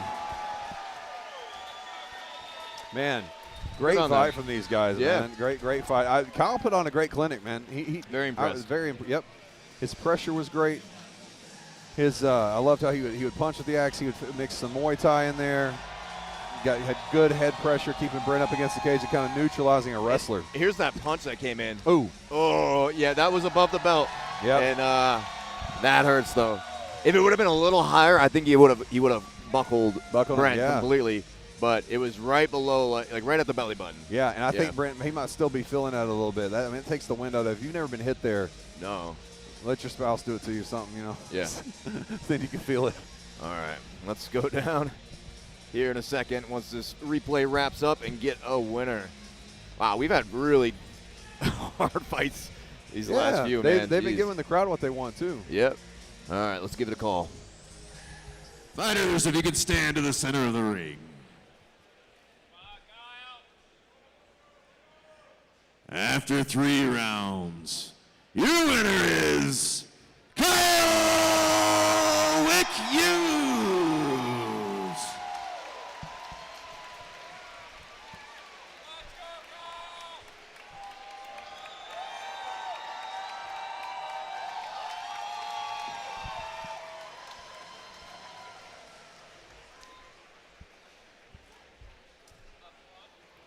All right, Kyle, putting on a clinic, man. Now, you are a part of Detroit Fight Club, DFC. Mario Aguilar, who's going to be fighting later tonight's a teammate. Colton, who just fought's a teammate. What's it like having a group of guys like that in your training camp, and how much does it help you put on shows like this? Well, it helps a lot because we can get together whenever we want. We know how, the grappling and MMA part works. So to be able to practice them all the time is really helpful. It definitely makes a fight camp. You get better at fighting by fighting and fighting people better than you. Let's talk about the fight, man. You put on a fantastic clinic. We got to see some Muay Thai a little bit. You got a clinch, got the knee, you got some takedowns. You stopped a guy who is a really good wrestler, known for being a really good wrestler. Talk to me about that. Well, I did a little bit of wrestling myself. I wrestled in high school, did some BJJ for like 6 months. So you're comfortable with that wrestling. You found a home with your judo. You look great, man. Is there anything that you felt really, really worked for you tonight, and anything you felt you could improve on? Well, I knew he was going to throw a little kitchen stick at me, but I was just preparing for every single thing, grappling, striking, judo, cardio, and yeah. Well, man, you put on a fantastic show. I know the crowd liked it. You guys did. I do want you to talk to the crowd real quick about the end of the fight where both of you dropped your weapons and decided to go for that. Explain what that means, fighter to fighter, and that kind of secret, not really a secret, but a public agreement. Yeah, it was a gentleman's agreement. We made eye contact. Last 10 seconds, we just wanted to brawl. Give the crowd a show. Well, you definitely gave the crowd what you wanted, brother. Congratulations.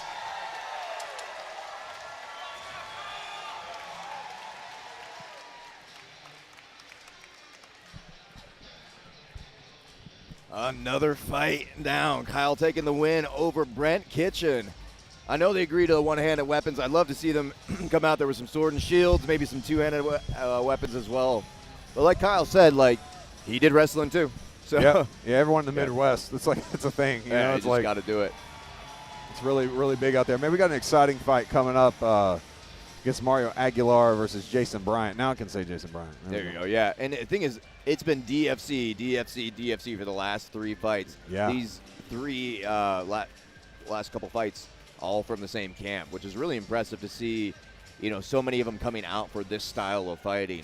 We see that out of Kenyas. We see that out of, out of Dallas. We see a lot of these camps out there starting to really dig into out-trance style fighting and send in their fighters to show up to our shows. Yeah, I mean, and fighting with your boys, man, on a card, there's nothing like that when you got 3-4 guys going deep, going to the same show, trying to come home, bring the wins. Yeah. It's a different push. You want to put on a good show for everybody and your teammates. Do your gym proud. No one has anything to be ashamed of tonight so far. Done a great job. And as you guys can see at home, man, this is a pretty much sold out show. Yeah, we got that small corner over there of seats that I don't blame them right now because I see the speakers are right behind them. But yeah, we got more people filing in actually too. There's some races going on down the street, and I'm sure they're going to come on over. But here's our last exhibition fight of the evening. Match number 4. Fighter number 1. From Detroit, Michigan. It's Mario Aguilar. Every time. Kills. It kills. I don't know who the rival is of Michigan. Right. But wherever we put him, nobody cares. No, yeah. I've never heard so many boos in my life when he walked out. I think we're in Chicago. Yeah. Or maybe it was Ohio or something, and immediately he flips it over. Yeah, turned. I remember that. Yeah, he ended up turning the whole crowd because it was a little alarming at first. How many people booed him. He's a character, MMA background, new to the sport, and he's finally piecing it together. Finally figuring out armored combat and MMA, how that works together. Yes, he is, man. He's done it. I've been so impressed his last 2 fights. It's Jason Bryant. And Jason Bryant, man, this guy is tough as nails. Another MMA background. He does not take an easy fight. He fights a lot of guys, and he's ready to brawl every time. He's looking to get a win. It's been a while, but, man, he is a tough guy. And if he can piece together, honestly kind of go back to that fighting background out of armored MMA, which we normally don't say, I think that could really pull it out. Yeah, that's what we were talking about in the pre-fight predictions. He has an MMA background. He's been doing armored combat for a while, a lot of duels and stuff like that. It would be nice for him to kind of swing back towards the MMA side and bring it to this cage fight. So if he can figure the same thing out Mario did, he's going to be a great fighter. Coming in at 145, lighter than most fighters that we have, but that could be a really strong division if people who are light and used to doing duels have the MMA background and can make it work. Oh, yeah. All right, let's call the shots. Fighters to the center of the ring. To reintroduce the fighters, wearing the green tabard, from Michigan, it's Mario Aguilar.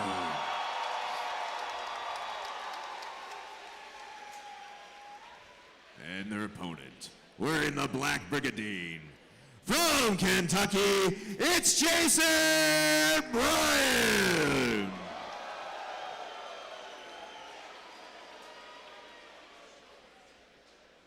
The fighters have agreed to 3 1-minute rounds. If you're taking the ground, you'll be stood up after 10 seconds.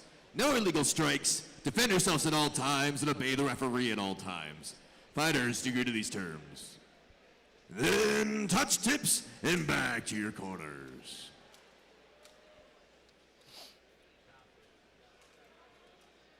Round 1. Fighter number 1, are you ready?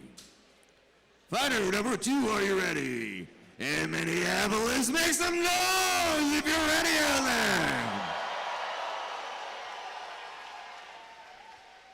there. Then start fight. Coach and tips, man. Here we go. See what pace they try to set, too. Mario's been a lot calmer, man, but there's that low kick, vicious low kick. I love single kick. That's the one thing we were talking about we'd like to see fighters do more. Yeah, you got to soften him up. Take out that base, man. And he's got that right leg forward sometimes. Jason does. The crowd's already. Yeah. And now it's up to Jason Bryan to change that too, man. He want not on his heels. He's got to understand that. Oh, that's perfectly placed. You know, and that's the thing, man. Sometimes that change down makes a difference. But Mario's very aggressive, same MMA background, you know. Basically 2 MMA guys just going at it. But you gotta worry about Jason's toughness, man. Jason's gonna get right back up. He's not gonna quit fighting this whole time. He's one of those who would die in the cage, I believe. Yep. Yeah, he's a madman, dude. I love seeing him out there fighting. Again, I hope that he can piece together the MMA part of this all. Beautiful time, man. Mario's just really piecing together a good game plan right now. 10 seconds, fighters. Yeah, and the problem with backing up so much is that Mario knows how to use that wall. Yes, yes. And it gives Mario time. Gives him time to do what he wants. But that was not a bad attempt from Jason there. That was not a bad idea. But just kind of dropped his weight a little too far. And Mario, being a little heavier, was able to withstand his weight and just kind of plop him on the floor. Yeah, what did he try to do? Like a Kosoto guard, like outside leg reap or something? Yeah, he wrapped that right leg around his left, I believe, and tried to just buckle forward.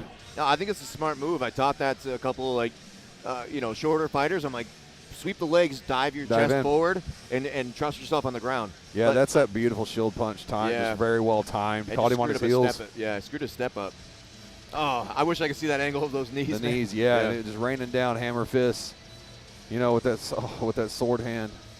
And then I love how Mario, he missed that. He missed, there it is. Beautiful. Right there. That's what we're talking about. Yep. Beautiful. It was a smart move. It was very smart to make. Yep. He just needs to be glued a little closer to Mario's chest. Right. And hold him tighter to make sure, because you're both going down. Yeah, because that leg popped out. Yep. And you see these fight predictions, Mario Aguilar 70%, Jason Bryan 30%. Lock and load and Download the app, y'all. Predict, win some free stuff. We're going to close those predictions down next round, though. Let's see if Jason has an answer for what Mario's doing this round. Fighter number 1, are you ready? Fighter number 2, are you ready? And who's ready for another round? Then start fight. Here we go. A lot of respect between these guys. I know they care a lot about each other, but trying to hurt each other. Mario is doing a great job just seeing that, trying to get that clinch. He's using that sword almost as a crossface. Yep, smart. He's going to get him down. He's got a strip though. Now he's got knees. If he can get back up. There it is. Knee to the head. Those are hard too, man. Your head doesn't have a lot of room to move. I mean, it's stuck in that helmet. Yeah, sometimes I'm thankful for the cage because it doesn't make my head smash like back and forth. But yeah. We did see Jason go down with a TKO from a knee to the head. He's got that underhook. He's got He's got that full mount now. Jason's going to cover up. That's what he's got to do is cover up. Man, he's found that. He's finding holes through his guard. Oh, nice. Taking his time. He's going to go ahead and pick his sword up. Jason's gauntlet. Jason, he's not moving. I think he might be. Stop. Done. Done. And is Jason okay? Do we need? Yeah, I think we're getting some medics. Are we going to get some medics in here? Check on it. He's moving just fine, but it might be over exhaustion, heat. He's trying to get that helmet off, man. That helmet might be. It can induce a dang panic attack. He's rolling on his side right now. Yeah, but I know he's a veteran in this, so I'm assuming something went wrong. Like he was being sat on the chest, and he was taking some bad shots. He had to get that helmet up. Yeah, he needed to breathe. It might have been his ribs, man, too. So that's a hard thing too. When you take a rib shot in here, it's so hard to catch your breath afterwards because the armor doesn't let your ribs fully expand. So once you start getting hit there, man, like it's tough. That throw was hard. The knee to the belly was hard. Yeah. And then Mario picked a shot right in the solar plex. That's what it was.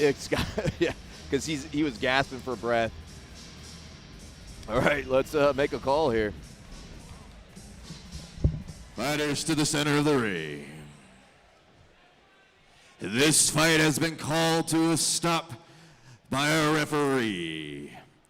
Your winner by TKO is Mario Aguilar. Solid fighting on Mario's end. Jason took a hard shot and couldn't continue. There's 10 seconds left in that fight. I would love to have seen that, but Jason Warrior, Mario taking home the praise right now. Let's throw it to Gavin first. Words from Mario. All right, clearly a crowd favorite.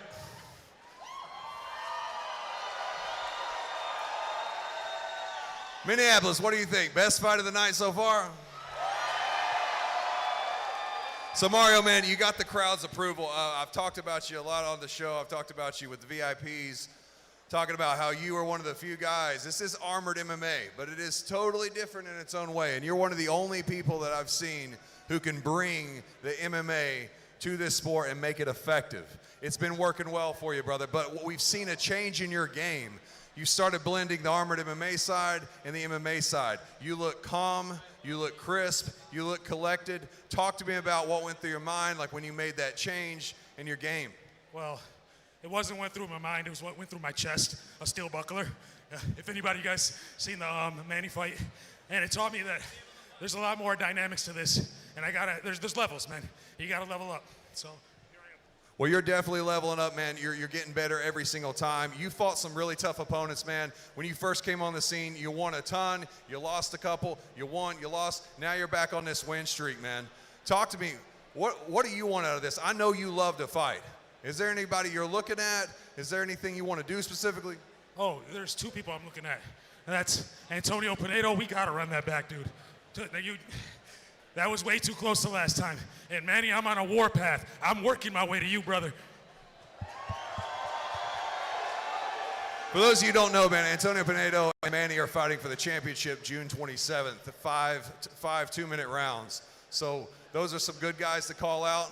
I think you're clearly ready. You put on one heck of a show, man. I don't think anybody could have asked for a better showing from you, and it looked great. One more thing. I want to thank my wife back at home, taking care of things. Thank you, baby. I love you so much. Mario, I'm going to let the crowd give it up for you one more time before I talk to them real quick. Give it up, everybody.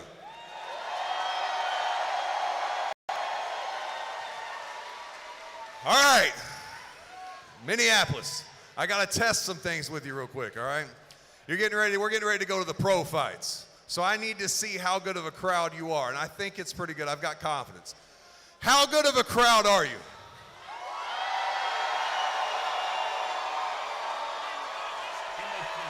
That's really solid. Now, we're on live TV, and I like to involve the crowd, and I want to make sure you guys work this. There was a very famous movie shot here years ago. I'm going to show my age. It was called The Mighty Ducks. Shot in Minneapolis. Now, there's a thing the team would do in the movie, and I think you know what I'm going to ask. Can I get a quack, quack, quack, quack, quack?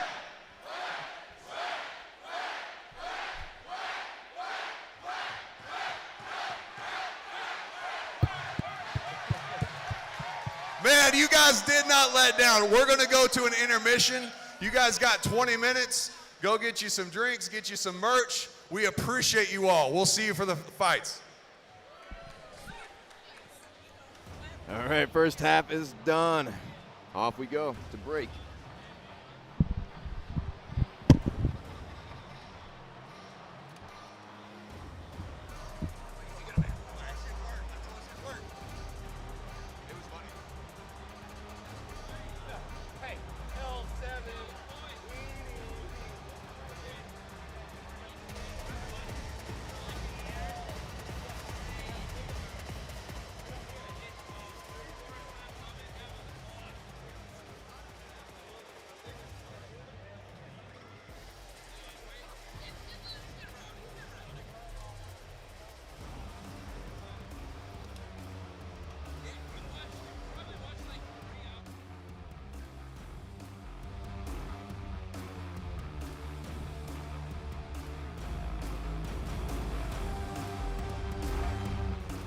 What's up? It's Taylor Jones, armored combat fighter out of Houston, Texas.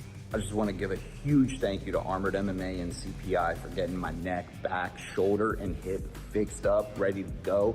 It was such a great experience. I'm already feeling a lot better, and if anybody's out there, you guys need to get your body fixed up and ready to get back to whatever activities you want to do, hit up the CPI. You guys go to Cellular Performance Institute, they'll get you taken care of. These guys are amazing. CPI, stem cells, they could do some wild shit down there. My shoulder was jacked. I went down there, worked, man. Eric Anders' neck was up, and then he went down and got stem cell treatment. Now it doesn't bother him at all anymore. I definitely recommend CPI. It's changed my life. The best stem cell clinic in the world. I just come and I do stem cells to make sure that I'm resetting my body and staying healthy. It regenerates tissue, reduces inflammation. The results are amazing. When it comes to the science of stem cells, no one comes close to CPI. There's not even a close second.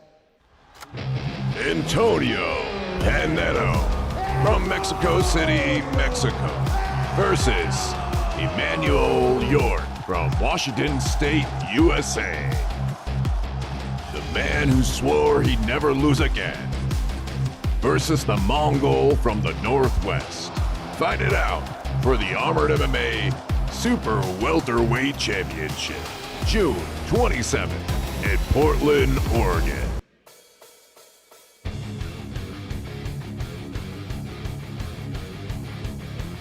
All right, Armored MMA fans, we are back from that quick message, and we're going to continue with these fight predictions. And we hope you're predicting along with us. Again, I'm going to harp on it. Download that Armored MMA app and make sure you predict with us for a chance to win some cool prizes. I mean, where else can you win a full-fledged Armored MMA helmet? Like, for just predicting. But we're going to go ahead and get into the next fight.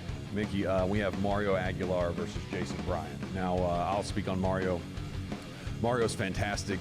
He's if you've ever watched him online, he has a great MMA background. One of the few fighters who can really transition that over well. But his last couple fights, man, I've liked what I'm seeing. He's starting to kind of, you can't be too far MMA. You can't be just one-sided with the armored combat. You kind of have to blend it if you're going to. And he's been really calm. He's been a lot more calm, a lot more collected, and just really putting together his arsenal. And I'm really seeing just a beautiful fighter develop out of this. So I'm interested to see. He's getting better and better. I believe he fought Antonio Pinedo last time, and he absolutely put up a fantastic fight. But Mario's hungry, man. He will not lose again. So I can't wait to see what Mario pulls out against Jason Bryant this time. Talk about Jason. What do you think about him? Yeah, so you were talking about that spectrum, right, of MMA versus armored combat, and Mario's been able to take his MMA background and somehow teeter-totter back and forth until he's hit that sweet spot. He's going to expand on that between Armored Combat and MMA. Jason was in MMA as well, right? I'd love to see these guys actually fight each other without the armor. They're about, exactly the same way. They probably would have seen each other on the circuit, right? But now they're doing Armored Combat, so it seems that Jason's moved way too far over to the armored side of things. Like, you look at his buckler, it's flat out, kind of like a duelist would. He should really be strapping that down to his forearm, so he has that sharp punching edge. He should be throwing more kicks, really working on his grappling like you would see in an MMA fighter, right? Pin them against the wall, drive their head up, and then take their legs out. Easy sweeps, easy picks, right? I'd like to see him do that a lot more. I think that's the problem, is he just swung so far away from MMA back into Armored Combat. Now he's got to teeter it back with that MMA now that he's in the cage, not out doing duels or melees or anything like that. He has to blend the two, and I think throwing him against somebody who's accomplished that might give him that opportunity to see what it looks like, to feel what it looks like when you finally hit that middle point of Armored Combat and MMA. Yeah, because, I mean, Jason's toughness is no question. I mean, he's always fighting guys who outweigh him.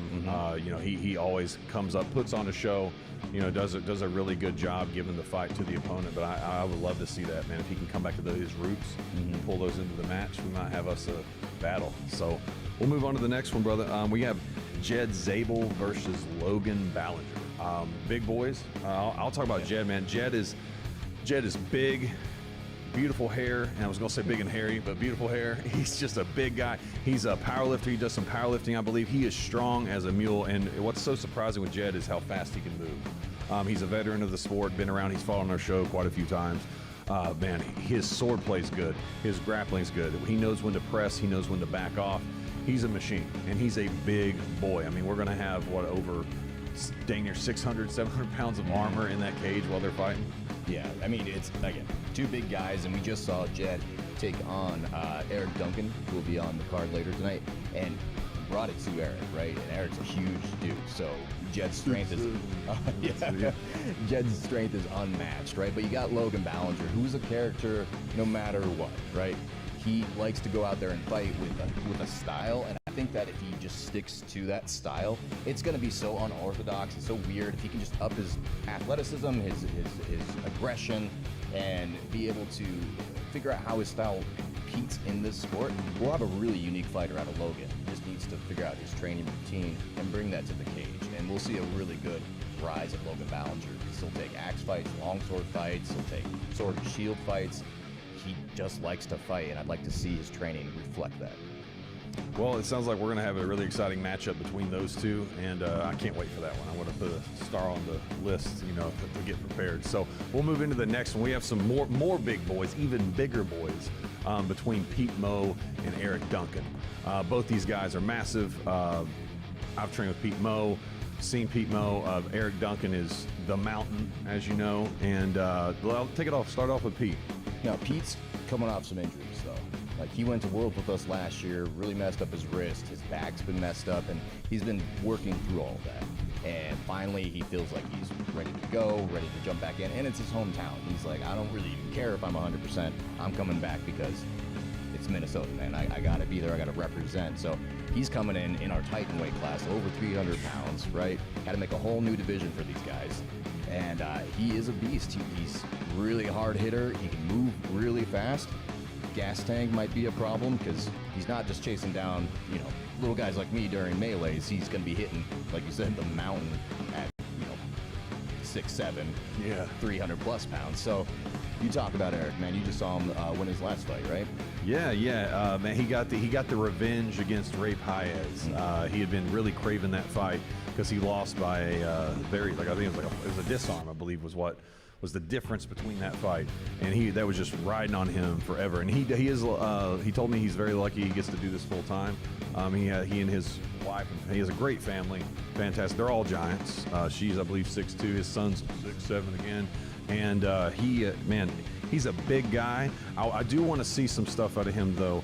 I want to see a little more explosion. Now, this is I think it's there, but it's in short bursts. If we can, like you said, kick up that athleticism the entire time, high, low, high, pressing, some posts, some kicks. We talk about kicks all the time, and I'm aware with guys who are that large, that's a lot of gas to put in to be able to make that, that machine move. But I would love to see Eric do that, and he's going to need to do that against Pete Mo, because I think Pete Mo is, I've seen him, he's very explosive. Like you said, his gas tank might be the thing, but I think between these two guys, it's going to come down to the gas tank and who can put the strikes at the right time in the right place. That's going to be the difference. And I'm hoping Eric brings me my shirt that I have. And we will be right back with a message from our sponsors. But before you go, make sure you guys download the Armored MMA app, where you can make predictions along with us. And there's something in it for you as well. The more predictions you make, you're going to be entered into a chance to win Armored MMA merch. So get out there, make those predictions, download that app, and we'll see you when we get back from a message with the sponsors.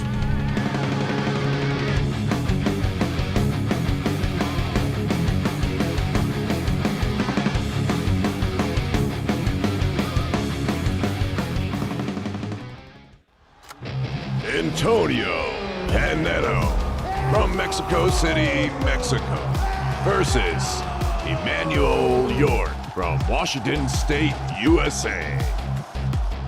The man who swore he'd never lose again versus the Mongol from the Northwest. Fight it out for the Armored MMA Super Welterweight Championship, June 27th in Portland, Oregon.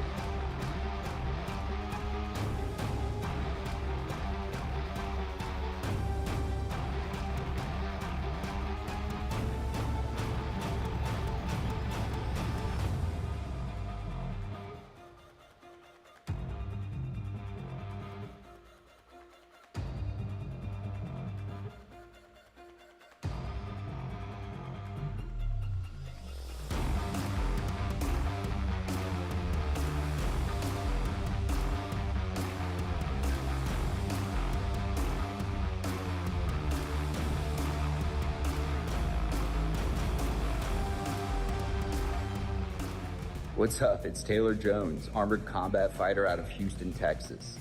I just want to give a huge thank you to Armored MMA and CPI for getting my neck, back, shoulder, and hip fixed up, ready to go.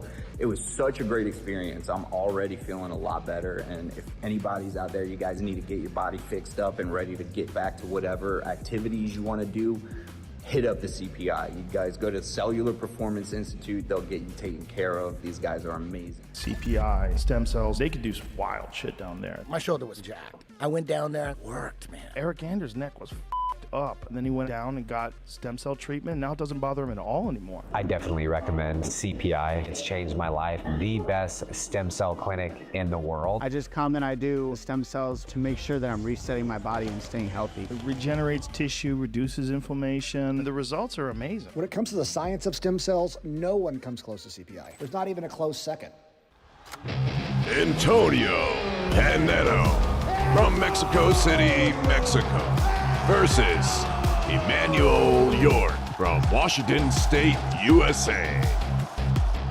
The man who swore he'd never lose again versus the Mongol from the Northwest. Fight it out for the Armored MMA Super Welterweight Championship, June 27th in Portland, Oregon.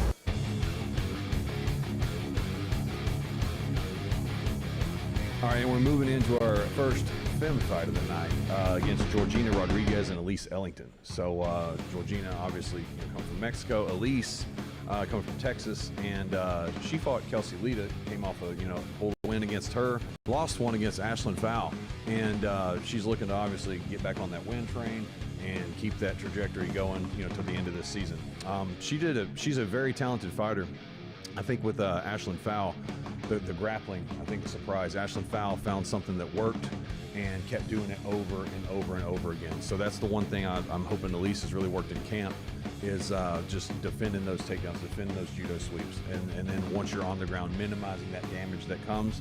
If she can do that, what's she going to do against Georgina? So, like you said, maybe minimizing those takedowns would have helped her against Ashlyn, right? But really, when I was watching it, it just felt like she was being beat to the punch, like maybe a hesitancy in the throws. Because, coming from a BJJ background, with Ashlyn, she trusts herself going to the ground, that she'll land and get control, that everything will be okay. So she threw throws that were quicker than they probably should have been, not giving Elise any time to really think about it and maybe get taken to the ground, before she could really think of a counter. So the speed in which you choose when to throw a throw, right, is something that Elise is going to have to bring into this fight, because Georgiana is a great duelist. She's been fighting for a long time, and if they end up getting tied up, it's going to be Georgiana able to just relax and control the fight from, even with her back against the wall. It's not going to matter if Elise can't make a decision to make a throw real quick. Georgiana's a great striker. She went against Shanna Knight in her first debut in Armored MMA, and Shanna's ranked number 2 in Armored MMA, probably the best fighter we got here in the United States. Like, it's going to be a hard fight between both of them. But Georgiana, she keeps the distance, throws the strikes, plays her game, she'll win it out. But if Elise can be faster with making those decisions on the takedowns, then she might end up pulling it. And for our 9th fight of the night, we have Timothy Rondeau versus Andrew Griffith. Timothy Rondeau, man, he's a fantastic fighter. He's been with Team Kenyaz. He's fought the melees. He's done the duels. He has a great team, great training partners around him. He's been on a roll with us. I think won his last 3, and unfortunately, he's kind of cursed. He kind of has this last-minute thing happening to him in the matches where he gets a match last minute, but hey, he takes it, and he always puts on a really good show. So he's fighting Andrew Griffith. What about Andrew?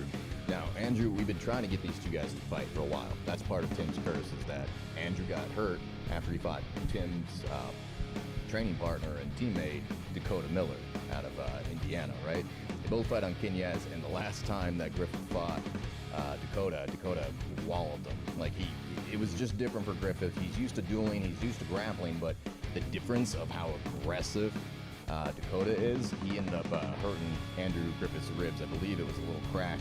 It's been a couple months since this has happened, and Andrew's ready to go. Thinks he's going to go out there and try to outduel Tim, but Tim just grabs onto him, shows the aggression that Dakota brought to the same fight. I mean, they're on the same team. They should understand the same level of aggression. Tim could beat out Griffith, but Griffith is so slippery, and he's so young and has so much stamina out there that he could outduel pretty much anybody out there on the circuit, as long as he doesn't get grabbed. Because then his grappling game just depletes his energy, and he can't keep his feet. So Timothy has that advantage of having Dakota on his team that's already fought him. He can tell you exactly what to expect. Plus, we have YouTube. You can watch any of our matches on YouTube now, so they can go back and watch film. But like you said, Andrew Griffith is extremely slippery, athletic, and he surprises you. He surprises you. He's extremely tough. So, and that brings us to our 10th and final match, guys. And one more time, make sure you download that Armored MMA app and predict with us to win those cool prizes. And it's fun to make predictions, based on what we're giving you and what we know, and then what you guys can research if you go on YouTube and watch us and follow us on Instagram as well. Jordan Rank versus Alexander King. Main event of the night. With the main event, we have you as the main event for a reason. We want to put on a show for you all at home and you all watching with us in Minneapolis. Speaking of Minneapolis, Alexander King is a local and going to look to put on a show for his hometown. He's currently, I believe, 1-3. But that could be accredited to he tries. He's a very experimental fighter, I think is a great word for him. He tries a lot of techniques we haven't really seen before, and sometimes they work, sometimes they don't. And he's trying to kind of find that groove for himself to knock out those wins. He actually cut down weight as well. I believe he was light heavyweight, and he's fought Taylor Jones, our former champion. And he's cut down all the way to, I believe, the super welterweight. And he's now finally where he wants to be. And now he's fighting Jordan Rank. Yeah, and Jordan Rank, was ranked number 2, number 3 in that super welterweight division. He fought against Antonio Pinedo back in Chicago for a chance to go for the crown. Now, he lost against Antonio, and it seemed like a gas tank issue at the end. It was a brilliant TKO by Antonio, but Jordan Rank is an amazing grappler, and Antonio just shut that down. No fault to Rank at all. Rank's an amazing guy, but just Antonio bouncing around like that and avoiding it really drained Jordan Rank's tank. Now, I know that Jordan went back to training. I know he's a brilliant judokan. He's a brown belt. So if he does get a hold of King, I think King's getting picked up and thrown out of the cage, right? Because King likes that challenge. He likes to step up into the zone, take on the fights, take on the grapples. He probably will try a few throws himself, but Jordan Rank is so skilled with those throws. I'm excited to see what happens between these two. And that wraps up our fight predictions for Minneapolis, Minnesota. Speaking of Minneapolis, Minnesota, if you guys are going to be there in person, come check us out. Come say hi to each and every one of us. We'll be around, and make sure you get your tickets online. Also, again, download that Armored MMA app. They've worked really hard on this. You guys can win some really cool prizes. And there were actually so many people that downloaded the app and got on it last time that it crashed for a few minutes. But we've upgraded it, so we're not going to have to worry about that this time. But we look forward to seeing you. And this is Gavin Walker signing off with President of Armored MMA himself, Mickey Gallus, Minneapolis. We'll see you soon.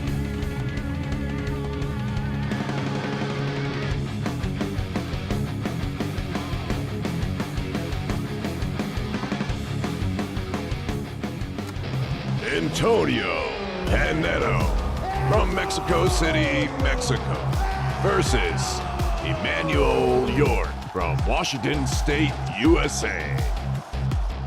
The man who swore he'd never lose again versus the Mongol from the Northwest. Fight it out for the Armored MMA Super Welterweight Championship, June 27th in Portland, Oregon.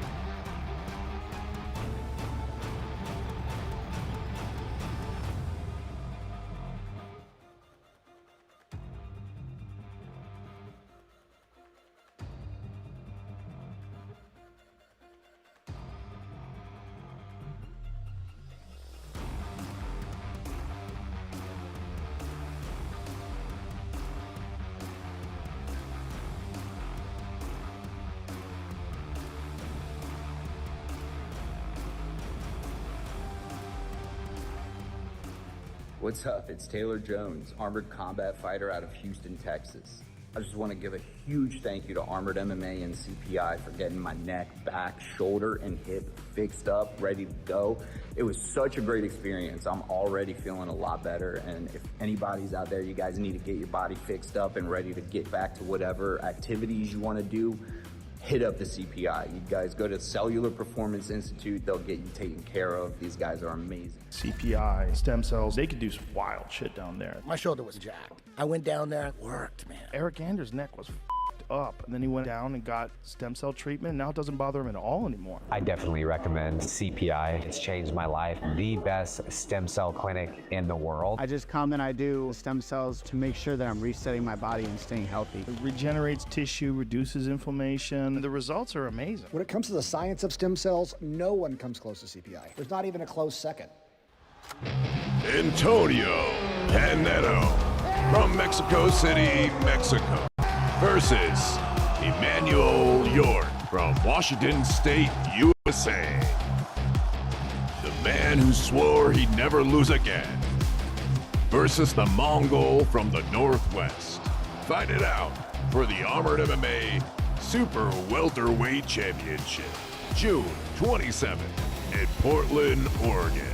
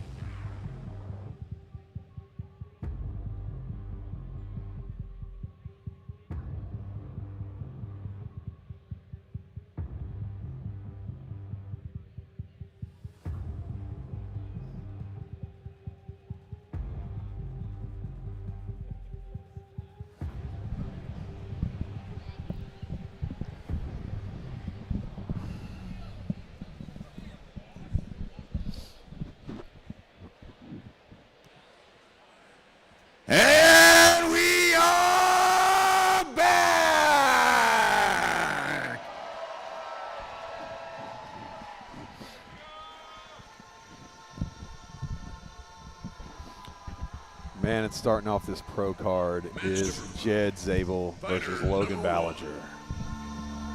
From Fond du Lac, Wisconsin, it's Jedediah Zabel. And he's automatically going to get that hate from being from Wisconsin. I don't know. That crowd sounded pretty excited for him.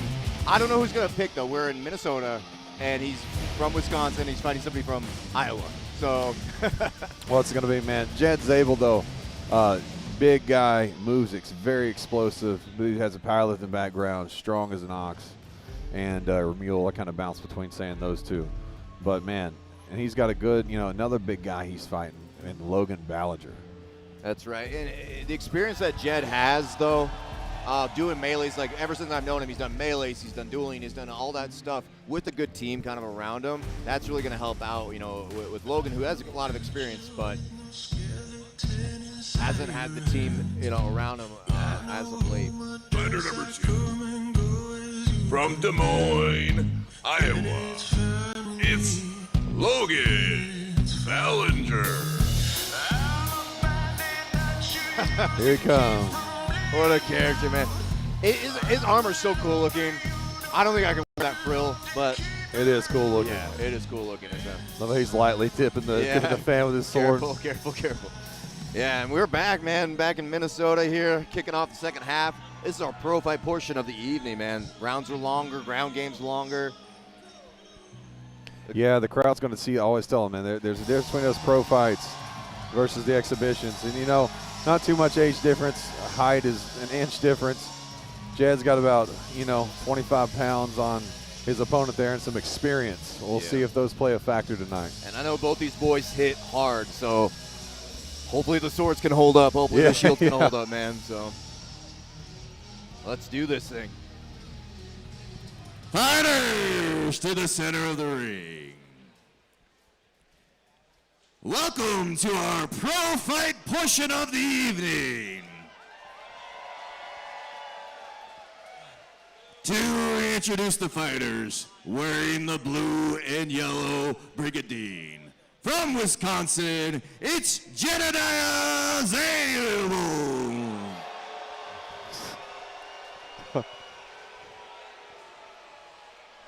And his opponent, wearing the blue tabard. From Iowa, it's Logan Ballinger.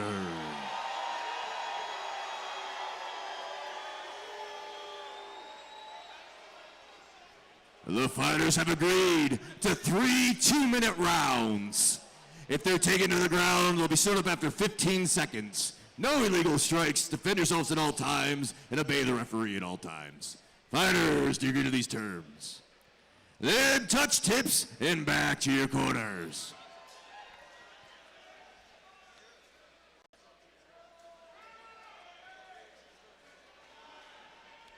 Round number 1. Fighter number 1, are you ready? Fighter number 2, are you ready? And who's ready to kick this pro fight off? Then start fight. Here we go. We got the pro fights kicking off right now. Logan Ballinger versus Jedediah Zabel. Iowa versus Wisconsin. Both of them coming out with falchions.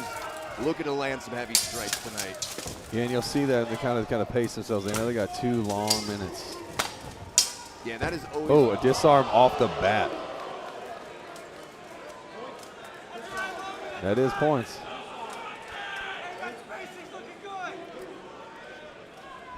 Yeah, he'll calm down right after that.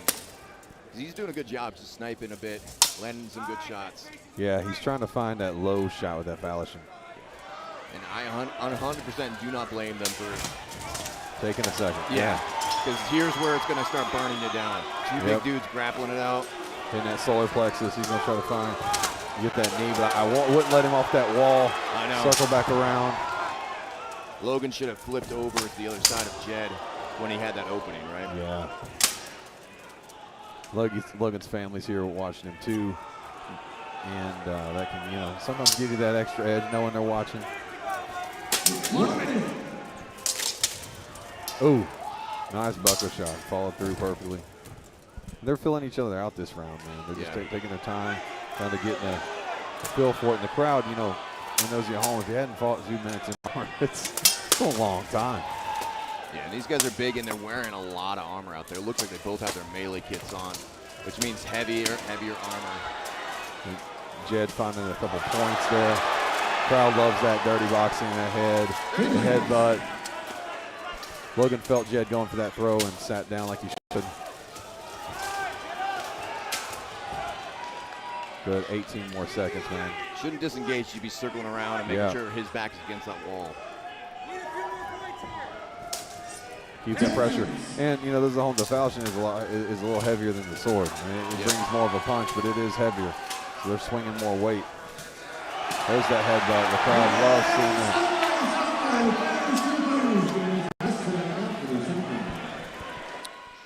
Yeah, you know, first round, sitting there, and with these pro fights, the fighters do sometimes have to be to fill each other out that first round and pace themselves. Yeah, absolutely. And, like, Jed's just trying to figure out his range, too. Logan is a long character, man. Like, he's got that reach, and he's coming in lefty. That's a huge thing that screws you up. Your whole patterns, your combo patterns are different. But good work right there for Jed to work the body. But giving that side control up, like that front pressure, and going to the side, that's not going to help him at all. It's going to hurt him in the long run. It would have kept him on the wall. And when you put that pressure on the wall like that, you can, eat time off the clock, score points with the openings to the legs, which you'll see Jed do later with the falchion. And they do, you know, being pro fights, they do get a longer rest. It's 2-minute rounds. They get 2 minutes rest instead of 1. Yeah, and that will be changing, I think, towards the second half of the year. That's going to suck. Yeah, 90 seconds is what they're all getting. So yeah. And that's the end of that round, man, for that replay. 1 minute. Let's see what the corner's telling each one of them, see what adjustments they're making here. Yeah, I think Jed is up right now, but if Jed circles out like that, Logan has a great chance to throw like an Asoto or some sort of trip off the wall. I know Jed has a lot of forward pressure, but if you just explode out of those openings, you'll end up getting that throw, as long as you keep after it. Yeah. And Jed 30 seconds. Jed is leading 53% in the predictions to Logan Ballinger's 47%. Download that Armored MMA app. You can predict it along with us and win some cool prizes. And I mean cool, really cool prizes. Yeah, we have a merch giveaway going on. We're making a custom Gambison that's crazy. For the top winner. I didn't even know that. Yeah, you should watch the ads, man. I try not to watch myself too 10 much. seconds, fighters. Lock and load, and let's go.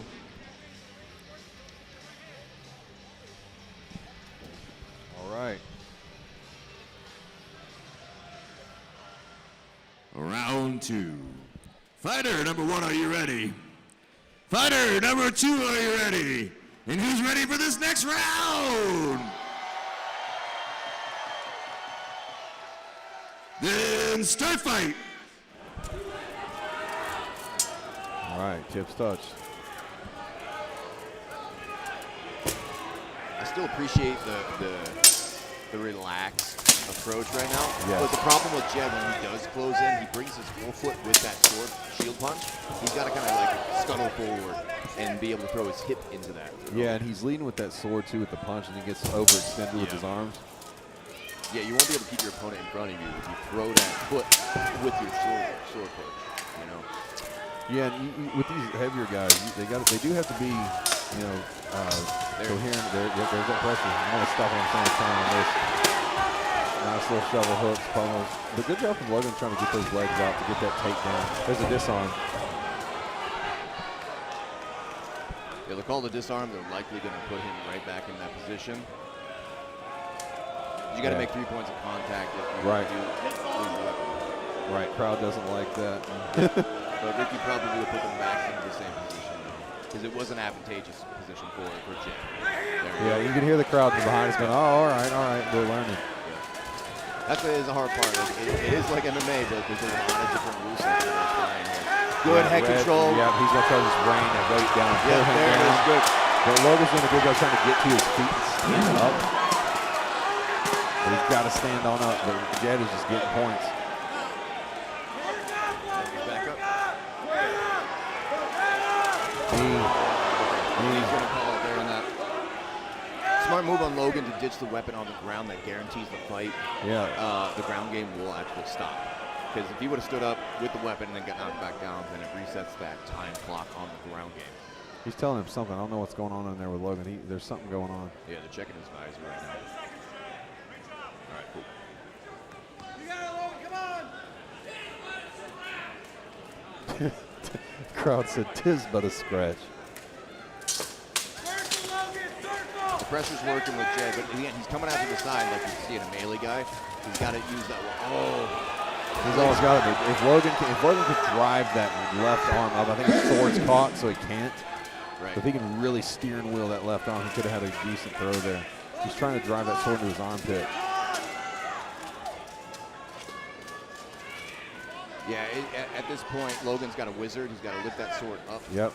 Jed's trying to grab his shield with his gauntlet there to get him down. Didn't do it the way he wanted, but he still got him down. He's just going to rain down. Oh, right in the back of the head. Oh, that knee to the face. That was a hard one. Good job from Jed there. Now for the final round. Yeah, way to end the round. That guillotine approach is working really, really well for Jed. Yeah, he's definitely doing well with that. Yeah, he's got to climb on top of him and then pull him down a bit. So some of those body shots may not count. Right, not enough damage done. They still suck, though. That's the thing is, like, it was an exposed area. I don't blame him for trying to just pommel that direct shot right there into the liver, you know? So when Jed made that pull down, right, he circled back to the cage, which is something you see in melee. Like, right, you'll put your back to the list so you can stay up, but he really should be circling out to the center of the ring, so then Logan ends up on that wall instead. So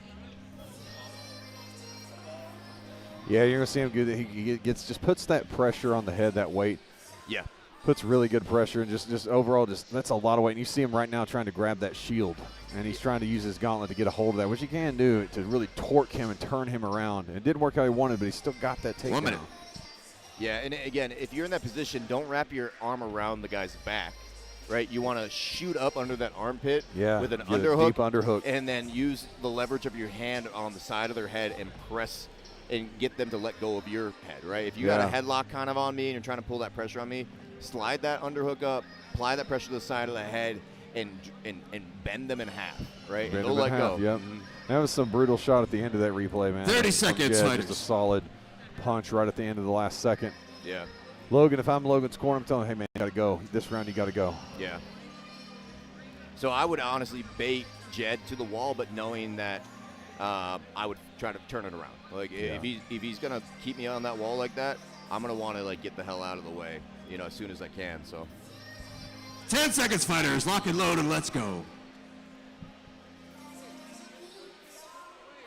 All right, we're going to get that third and final round for the first pro fight of the night. See who comes out on top. Final round. Fighter number 1, are you ready? Fighter number 2, are you ready? And who's ready for this final round?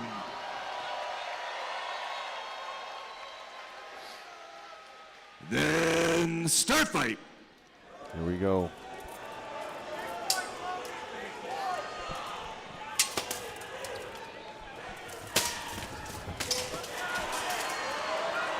see, right here is where I would press. Make a point. Yeah, well, Jed should press, but then Logan should respond by circling out. Circling away off that wall. You just stick the shield out, and then you L-step towards the shield side. Have a good post. And then feather out. Yeah, I do want to see more shield punches from Logan. He's got that long shield versus that buckler. He could really, like you said, post out, keep range. You can use that post as a small jab, too, to follow up with the sword strike. See, and I tell everybody this. You don't have to land a kick to make them be leery of your kicks. Right. But good on Logan. He's got good pressure right now. He's going to have to finish this up. There you go. Nice headbutt. Oh, and Rick, you stopping something. I think we got a armor failure. Oh, whoa. Yeah, I didn't even see that. He did. The whole sword went inside of his. Thank God. Yeah. And that's how good Ricky Rion is, guys. I mean, he sees stuff. He is such a good eye.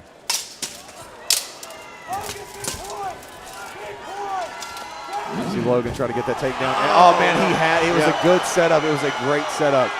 But Jed just set his weight down. smart move on Jed's end. Yeah, sometimes when you're in the middle of the throw and the other person just kind of like, okay, throw me. Yeah. You end up losing that, right?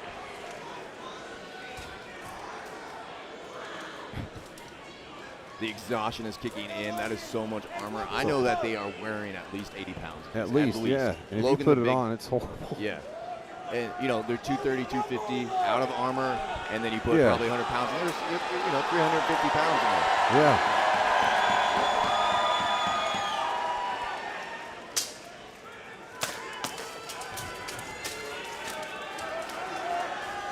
See, Logan's got an Asoto guard right here.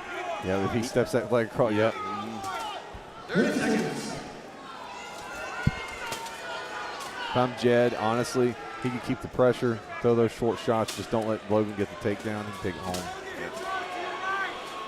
He loves that headbutt. He loves that shovel hook into the headbutt. If it's effective, what it does is it causes this right here, right? Ooh. Beautiful knee. Just putting that pressure on Logan to just make him look at the floor. And it is so hard to stand up when you're in Logan's position. Just beating him down, and Logan knows I've got to stand there. Oh, he got it right at the end. Man, what a good takedown. Stop fight. Fighters to your corners. We're going to the judges and getting you a winner. Man. Yeah, Ricky wasn't quite in the way. What's his name? Logan was very like, I got it, and he went for it. You can still see his sword hanging in the fence there. Great last-ditch effort on Logan's part. Oh, man. Yeah, fantastic job from both guys. They're big. It's moving in 80 pounds of armor, like you said. I mean, it's so hard and pacing out. Yeah. It really is. It's that kind of stuff that we saw right at the end there. That a push kick to punch, like, was really working for Logan. That's what he needs to do every round. He needs to mix it up the entire time. This round, like, I would have given it to Logan, actually. Like, just his performance was really well. He has a lot of these disarms that are hurting him, but I think he did a fantastic job in this round. I know Jed did put him in the corner and beat on him a bit, like we see right here. Yeah, we'll see that. That's where that headbutt, and then we're going to see him kind of start pulling his head down and just putting that weight on him to make him bend over and just stay there. Yeah, and Logan did a great job shelling up. He got into horse stance, so and was able to defend a lot of this, right? And he does a great job here sliding down for that little leg hook. You'll see it on Jed's right there. Right there, yeah. And he pulls on the gap between right behind your knee to make those legs bend. Yeah, it was good technique. It's just too little too late, I think. But let's announce the winner here. Here we go. Fighters, if you could stand in the center of the ring. After 3 rounds, your winner is Jed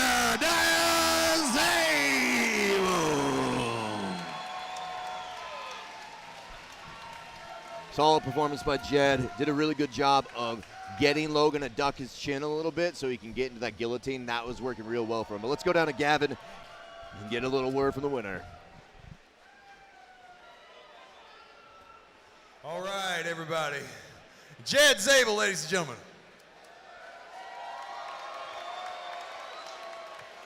Jed, man, there was a lot of weight in here, and now there's a lot of hair in here. But you guys, man, you're some big boys. You're going up to the pro fights. You got 3 2-minute rounds. Talk to the crowd. You guys are 250, 230, 250 without armor. Now you've got armor on, and you're fighting 2-minute rounds. Explain to the crowd, other than the statistics, explain to the crowd what a difference it is for pro fights. It's exhausting. You got to pace yourself a lot differently. You can't just go, which is like sometimes a part of my game plan, but you got to really plan the plan and stick to it. Well, man, you guys did. You definitely, that first round, you were pacing it out, filling each other out. You started finding some things that worked for you. Talk to me about your game plan coming in for a guy like Logan, who's also another big guy. So I know he walks at you, so it's really working on my striking. That 1-2, it served me well. For some reason, I didn't expect him to come out left-handed like that, but, I was able to work around it and actually played into my plan a little bit. I was able to slip some punches on the inside of his shield, and that really helped me out. Well, man, you did a great job with that. And speaking of adjustments, he came out left-handed. That's a trip for anybody. What was your corner telling you adjustments that you needed to make? Hey, our plan was solid enough that we just stuck to it. We made it work. It's that 1-2, I knew he was going to be open for it. Well, Brother Jed, it was a pleasure to watch you, man. Great job starting off the pro card. Appreciate you, man. Congratulations. And there we go. Our first pro fight of the night is in the books. Jedediah Zabel taking the victory over Logan Ballinger. Really strong showing. Again, some of those techniques that Logan was trying to pull off towards the end were just too late. You know, maybe he just didn't figure out Jed's game, or maybe Jed made so many adjustments, but really Logan in the last round, I think, really put in something really good. And he figured something out, that pressure, the right steps. I think he knew what he was doing.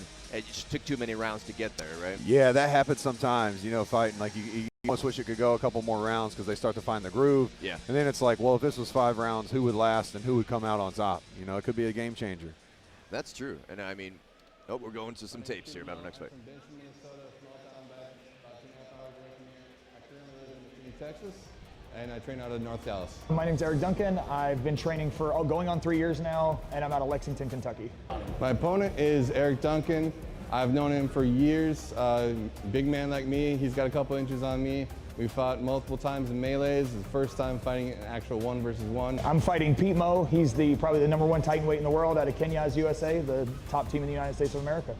Tonight I'm going to bring the cage pressure and aggression. I want to go at Pete like nobody's ever gone at him before. Everybody's scared of him because he's big and scary. Well, I'm big and scary, and I want to go at his face. You're going to expect from me today is just relentless pursuit the entire time. So I'm going to make sure I can keep up the pace and go and go and go and never let up. Eric Duncan, I want to go out there, have a ton of fun, grab a beer after this. I'm going to come after you. I'm never going to stop. Let's go get this. Armored MMA fans, you bought a ticket to the show, and you're going to get a show. We're going to have over 1,000 pounds in that cage, rumbling and stumbling, and it's going to be crazy.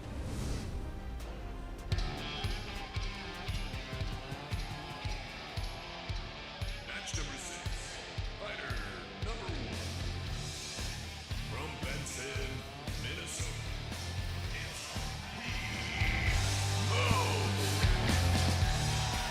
There he is. Did he just do the Triple H, man, spit the water? I'm sure all the fans around him appreciate that. Yeah. We need a splash zone for Pete Mo. Pete Mo, man. Hometown favorite in this one. Yep. He's from Minnesota. He lives down in Texas now. He's fought on some of the best teams in the world. Down in Texas, he fights with Kenyas. He's a big boy, 300-plus pounds. And he's lost some weight, too, like a healthy weight. Like he's lost some. He looks good. I saw him out of Armor, and I was like, man, that's a dude. Yep. You look great, man. Yeah. And I think he did step back and deal with some injuries, get some surgeries done and stuff like that. And, like, that sometimes just resets you to get, where you need to go. Yeah. Sometimes you're too busy thinking about the next fight. Fighter number 2. Right. From Lexington, Kentucky. It's Eric Duncan. And the 6'7". I hope nobody understands what that means in the crowd. I'm with you. I'm with you. You know, they got the Mighty Ducks reference, so they're old enough to not care. Yeah. You know what I mean? 6'7", yeah. Yep. It's those kids, though. Yeah, I know. But, yeah, he is 6'7".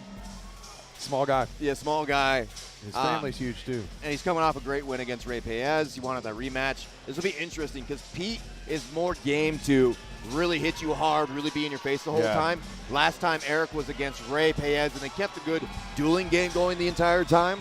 But this is going to be a very different fight. Yeah, it's Pete Mo's very explosive. Yeah. Very aggressive. Yeah, we'll see if his gas tank can hold out, though. Fighters to the center of the ring. To introduce the fighters, wearing the black and red tabard, from Minnesota, it's Pete Mo!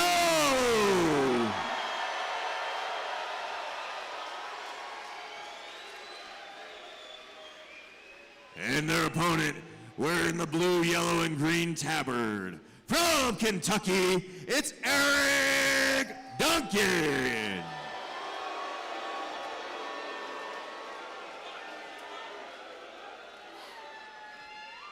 The fighters have agreed to 3 2-minute rounds. If you're taken to the ground, you'll be stood up after 15 seconds. No illegal strikes. Defend yourselves at all times and obey the referee at all times. Fighters, do you agree to these terms? Then touch tips and back to your corners. Round number 1. Fighter number 1, are you ready? Fighter number 2, are you ready? And who's ready to see these Titans clash? Then start fight. Here we go. Big boys. Eric, quick out of there. Eric came out, yeah. I wasn't expecting that. Oh! Beautiful Found a shot great with that home. buckler. Yep. If Eric can do that right there, circle off and don't take Pete's initial charge. Yep. Being super smart with those buckler placements. Winning that boxing match, honestly, and striking in and out of every engagement. That's going to rack up points way faster sometimes. Beautiful job. Man, great job extending that buckler and then slipping off the center line to dodge that shield strike from Pete. This is where Pete can get a lot of points right here. He loves pressing that cage and just eating that leg. Eric's going to have to stop doing that, stop the leg strike. Yeah. Oh, coming in with that buckler, man. Pete's doing a good job posting, though, with that shield. Yeah. Smart. I do feel that Pete's got a good grappling background. You know, been on some great melee teams, but that buckler is finding a home. Can you imagine if this cage gave out and they fell on top of us? You could handle it. I'd be kind of mad. But he slipped went out of for it. Man. Smart to reset too and not pursue Pete. Honestly, catch that breath for the next. Dude, he is lap. finding a home with the buckler. Yeah. Like that was his game plan. He's like, I know that big shield. I can block that big shield. I can sneak mine in. Every time he throws that, I'm gonna throw my buckler. So every time. he's got to start working those kicks in though too. Yeah, they both have long legs. They can use those kicks, use that range. Boom, finding it. Good post. Good post. Oh. Eating the shots. Yeah, Pete's going to try to get a takedown here. I think he's going to try to pull him in. If he can sidestep out there. Yeah, there it is. Get it. Nice, huge throw off the ball. But can he do enough damage on the ground? Points on the takedown, man. You know that could change things drastically. Good. That was a great way to end the round for Pete. For their second round. Because Eric, I was very impressed with Eric coming out this entire round. Eric, I felt like had that round really well. But that last part with Pete was a very great moment. And, you know, just getting a throw on somebody makes them have to question a lot of their game plan, right? Yes. Like, Eric felt so comfortable landing buckler punch after buckler punch. And a lot of it's framing up, so those may not even count as points. But if Pete can put that pressure on you, make you think that you have to defend the takedown, then you're striking games out the window, right? Yeah. Oh, yeah. And Pete did. It'll be interesting to see what the counters are seeing because right there, he's going to get leg strike, leg strike, leg strike, leg strike. At one point, he was doing that and just attacking that leg. And the problem sometimes is when you're so used to doing melees and stuff, you're like, I'll eat some shots. Pete was eating too many shots going for those takedowns. Yeah. So. Yeah, and Eric was really calm. Yeah. Really calm, kind of, because Pete's known for that kind of barrage he does, where he just like blasts you right down the middle. Yeah. I can't remember who he was fighting last time where he did that a lot. Yeah. And the guy did not have an answer for it. But smart little hook here. Osotogari finished it out. If he would have kept his balance, man, and not fell down with them, because none of these shots are going to count. Yeah, I would. But if I was Pete's corner, I'd be saying, man, get as many takedowns as you can. I don't. Let's test Eric's defense to this. We're looking at the tail of the tape here. Pete Mo is favored to win after the first round. But after I saw that, I'm giving it to Eric right at the moment. We got somebody checking on Pete Mo right now. He got a cut on the head, but he's good to go, and he'll be taking on this next round. 30 seconds. They didn't say. I don't think they had time to say how he got cut, did they? No. It could just be a helmet thing. He took some massive some shots. And just rubs up against you wrong. Yeah. And here's the thing. It's 300-plus pounds from Eric Duncan punching you with a 3-pound buckler. Like, well, that's the thing, too. People don't understand, man. Like 10 seconds, fighters. Lock and load, and let's go. Someone 200 pounds snapping a punch, full technique, full speed, hurts. But Eric just doing this is a lot of weight. It's a lot of pressure, my man. Round 2. Fighter number 1, are you ready? Fighter number 2, are you ready? And who's ready for a second round? Then start fight. A little little bit more reserved from Pete. Yeah. From Eric, man. Oh. Eric's just really timing that. He's timing that very well. I mean, he's putting some snap behind that too. And you know, Eric's one of the only guys that I know that does this stuff full time. Right? Yeah, he gets to do it full time. Yeah. Heck, I'm busy running this stuff, and I still, I fight full time. And I still like fighting is not my full time job right now. Yeah, and that's a smart move there from Eric to see that pressure coming from Pete and post out with that sword. The problem with Pete Mo's blocking with that shield, though, he extends it out, and that's going to exhaust you. It's a big shield. Yeah, it's heavy. You want to keep it close to your body, keep the elbow tucked. Yeah, and Eric's getting good points on the way out. Even when he backs out, he flicks that sword out there like a boxer would flick his jab. That's working well.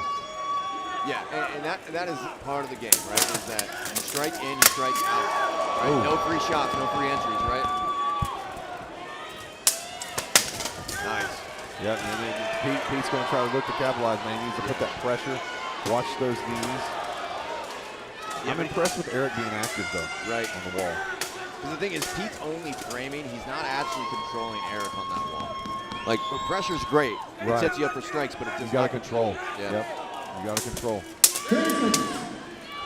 Oh, some of those hits are getting real heavy from Pete. He might be feeling the fatigue. It's been a minute since we've seen him in the cage, man. Yeah, something foot fell off right there on the floor. Like, oh, man, good little attempt with the Superman there from Eric. Yep. And it's just a lot of weight. That's what I'm talking about. That snap right there on his way out that he does. And he just is finding that buckler. I want to see some head movement from Pete. If he can get that head off the center line. Beautiful shot, though. Oh, that hurt him. That hurt him. Hit him again. Yes, you got to hit him again. But he gassed, man. Just look, if he could have brought that. About for the final round. Oh, man. Yeah, just clipped him. That was a hard shot, too. If he could have kept bringing that a few more times, but I mean, at the end, he was tired. I don't know if he could throw it anymore. Here we go. Let's watch these replays. Found the home with the buckler immediately.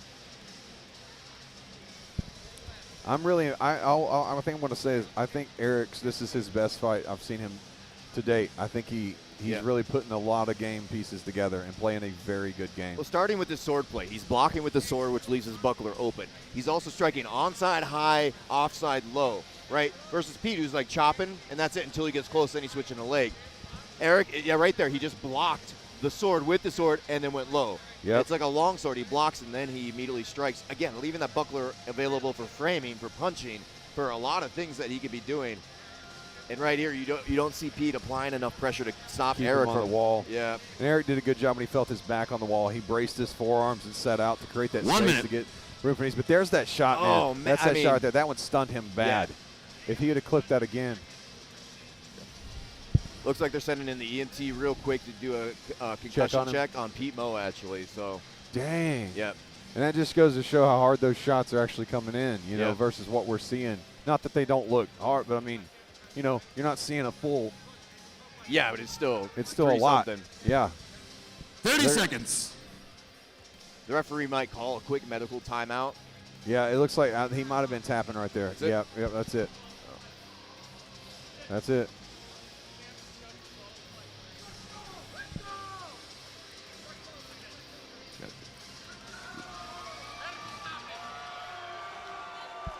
This fight has been called to a medical stoppage.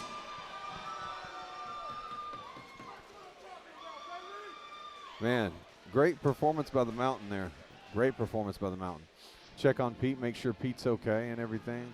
Good sportsmanship there from Eric Duncan coming over, checking on Pete and just acknowledging the respect there. Awesome job from both guys, man. Really, really great job. Yeah. I'm just glad the cage is still standing.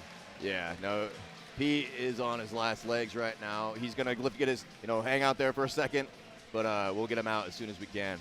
So once Eric gets his helmet off. Fighters, if you can stand to the center of the ring. Yeah, man, this is hard. He's having trouble standing right now. This fight has been called to a stop due to a concussion. Your winner in the second round by TKO is Eric Duncan. You know, I've never been hit by Eric Duncan. I owe him a few axe strikes, but I can only imagine getting hit over and over again by that buckler, and that 300 pounds of back in it. It's got to hurt. I mean, he's a good, well-trained fighter, man. Yeah, sending it home, man, sending it home. And every time he's fought for us recently, he's been going against the crowd favorite, you know, the guys from Chicago, the guy from Minnesota, man. Yeah. Awesome performance. Let's go down to Gavin. I think you're one of the only few people I feel small next to, man. Man, Eric, congratulations, man. You know, Pete Mo, let's give it one more hand up for Pete Mo, though, man. What a warrior. I mean, it's one of those things, you are risking your life in here. I know it sounds extreme, but it's true, any fight. And to get in here and do that, and you guys we're worried about the financial structure of the cage. We're hoping that this holds up. You know, we got over 700 pounds in here. Let's talk about your fight, man. I told Mickey, I said it on the commentary, I thought this was the best performance I've seen out of you. Thank you. You did such a great job, man. You found a home with that buckler shot. Talk to me about that. Was that part of the game plan? 100%. My strategy coming in here, I've been working real hard on my striking, even more than I already have. And I've got 3 good setups now to come in and hit that straight left down the pipe, and it was landing. No, it was, man. And a lot of guys who have your size don't know how to use it well. But you were doing a great job you were slipping off the center line. There were a lot of times you would post up, you would wait in time, throw the buckler shot. It looked fantastic. Even when you came up against the cage, when he would press you, which is what he's known for, you sat down, extended through your knee. Was there anything he hurt you with, anything that you felt was working, or were you pretty comfortable? The only strike was that one shield punch, and you saw me go back. That was a hit. That was a good hit. I was wondering, I mean, it looked like it. We were like, oh, that rocked him a little bit. That rocked him a little bit. Do you think if you'd have got hit again, it would have been a problem, or would you have been all right? No, it wasn't that bad. It was just the sheer weight and physics literally just threw me backwards. Well, man, talk to the crowd about this, man. Being a man as large as you are, your whole family's large. Yeah. To train for this sport, to train against another Titan weight class. You're in the Titan weight class. That's insane. I wouldn't even be in that class. What you're trying to get out of it. That's what I want to talk about, man. Talk to me about your training and what goals you have for yourself in this sport. I mean, I train my tail off. This is my life. I love this sport. It's given so much to me. I train 6 days a week, 3 days a week. I train 3 times a day. I'm running 6 miles a day, 6 days a week. We're working our tail off down there in Lexington. Well, man, it was impressive. Give it up for him one more time, guys. Eric, I enjoyed watching you, man. I'm so proud of you. Congratulations, brother. I just want to say one more thing. Everybody in this sport always talks, Pete Mo's big and scary. Watch out, Pete Mo's big and... I'm big and scary, baby. Let's go!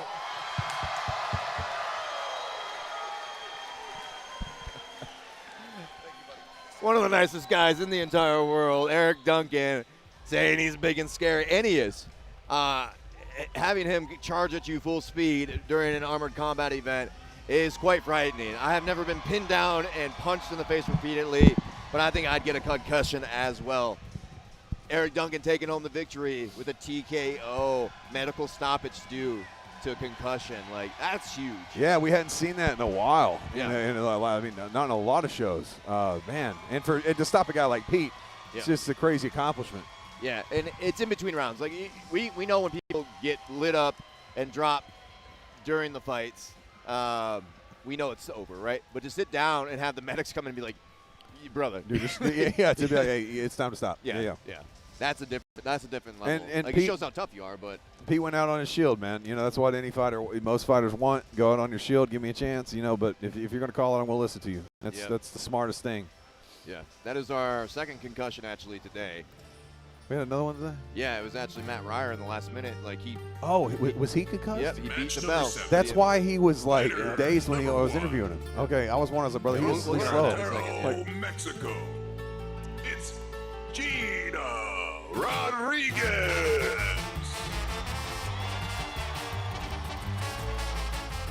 Georgina coming out ready to have some fun. I am not sure what that is. I was getting ready to ask. It's awesome though. I mean, means a lot to her apparently. Yeah, it's good.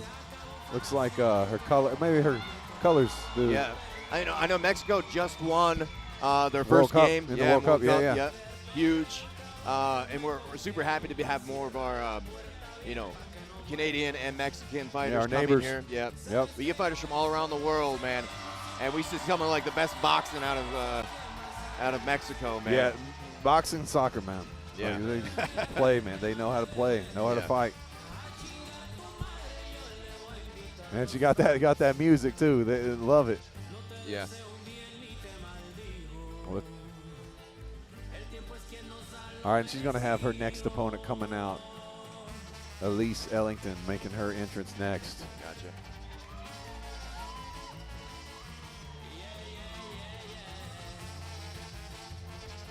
They're going to just keep playing that music for her while they wait on the other one to come out. She'll keep dancing. Yeah. Abrupt change. Yep. Fighter number 2. From Dallas, Texas, it's Elise Dang that bass. Ellington.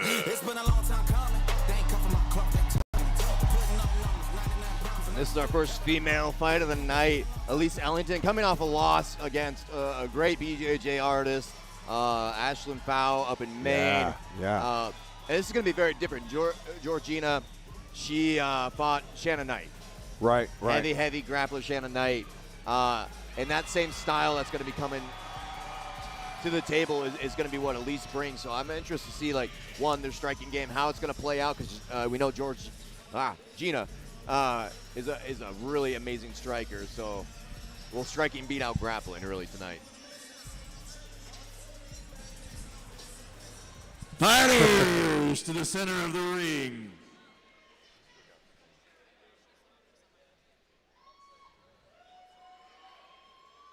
Thought she was going to fight with that. She's going to like whip it out. To introduce the fighters, wearing the red tabard, from Mexico, it's Georgina Rodriguez.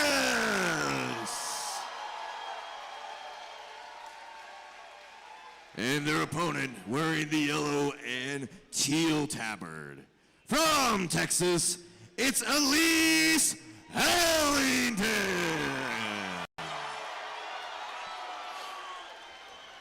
The fighters have agreed to 3 2-minute rounds. If you're taken to the ground, you'll be stood up after 15 seconds. No illegal strikes. Defend yourselves at all times and obey the referee at all times. Fighters, do you agree to these terms? Then touch tips and back to your corners.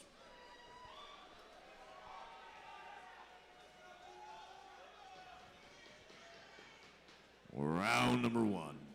Fighter number 1, are you ready? Fighter number 2, are you ready? In Minneapolis, are you ready for this fight? Then start fight.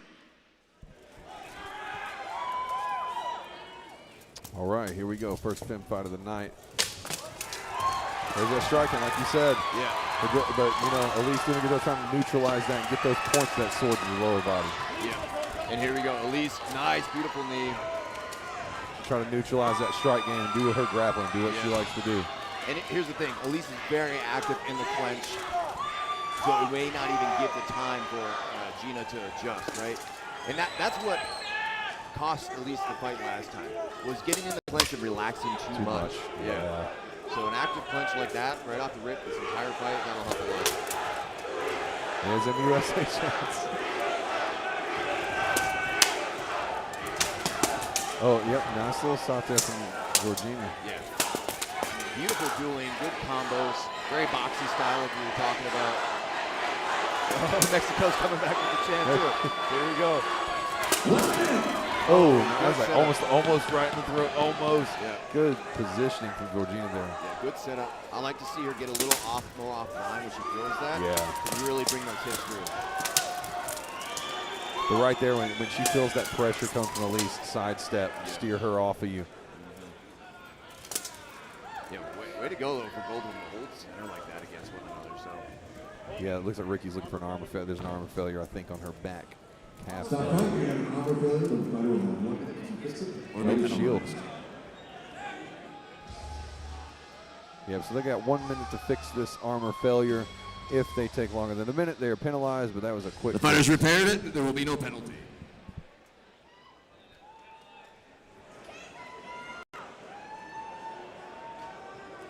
I can't believe a minute and a half just went by actually on this I, fight. I was literally just thinking that. Good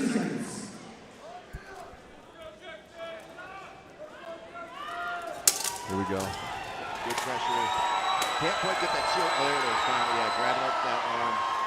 Yeah, and then we want to see, Elise wants to get off that wall and put her on that wall just like that. Good job using the strike to get there. Yeah. But Georgina's doing a good job trying to get that shield in between, create some separation. That's a close fight, man. Yeah. Good leg kicks to throw Elise off balance there and getting off that wall and throwing those short shots. Now, for the second round. Yeah, man, electric first round, man. Back and forth between all those. I wouldn't want to be a counter right now. Yeah, honestly, I mean, like we were talking about, Gina's got the striking, and you'll see right here, nice good setups to close those distances and stuff like that.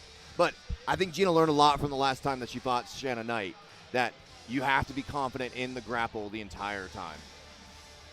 Yep, being confident in that grapple, and Elise did not let her game plan falter. She did a great job letting Georgina, she got some strikes in there, but then utilize what she knows to do best. Good adjustments from both fighters. I thought Georgina did a great job adjusting with Elise's grappling as well. Yep. I think Georgina is very game to apply that forward pressure, and like a quick little sidestep trip from Elise might actually get it, but at least get Gina to stop pushing in so hard. Yeah, because that does work for her. I would like to see her come off the center line, like you said, with her punches, because she kind of does this 1-2, 1-2, and just walks you down, which we've seen from Antonio Pinedo do the same thing, which works, but he gets off the center line a little more when he does it. And a quick little angle, executing like you're talking about from both fighters, Elise's grappling and her Georgina's striking, could be a game changer. Yeah. I mean, when somebody's so confident that they come right down the pipe, you have to take away that confidence. Even if you don't land that trip, you have to throw it because you got to get them stopping. Yeah. They think that they can go right down that center line, man. 30 seconds. If you look at the predictions, brother, we are 50-50. I know. That's the first one of the night where it's 50-50. Gina Rodriguez and Elise both 50-50. Make sure you guys download the app and predict. Win some prizes. Like you said, a personal Gamison is possibly up for grabs. That's crazy. Those are not cheap. Yeah, and the last time that you can actually vote.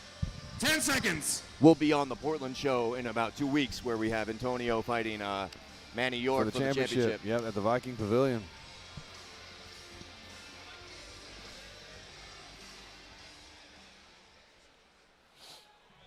Round number 2. Fighter number 1, are you ready? Fighter number 2, are you ready? And are you folks ready out there? Then start fight. I said folks, like I'm from Minnesota. All right, let's see what adjustments were made. Yeah.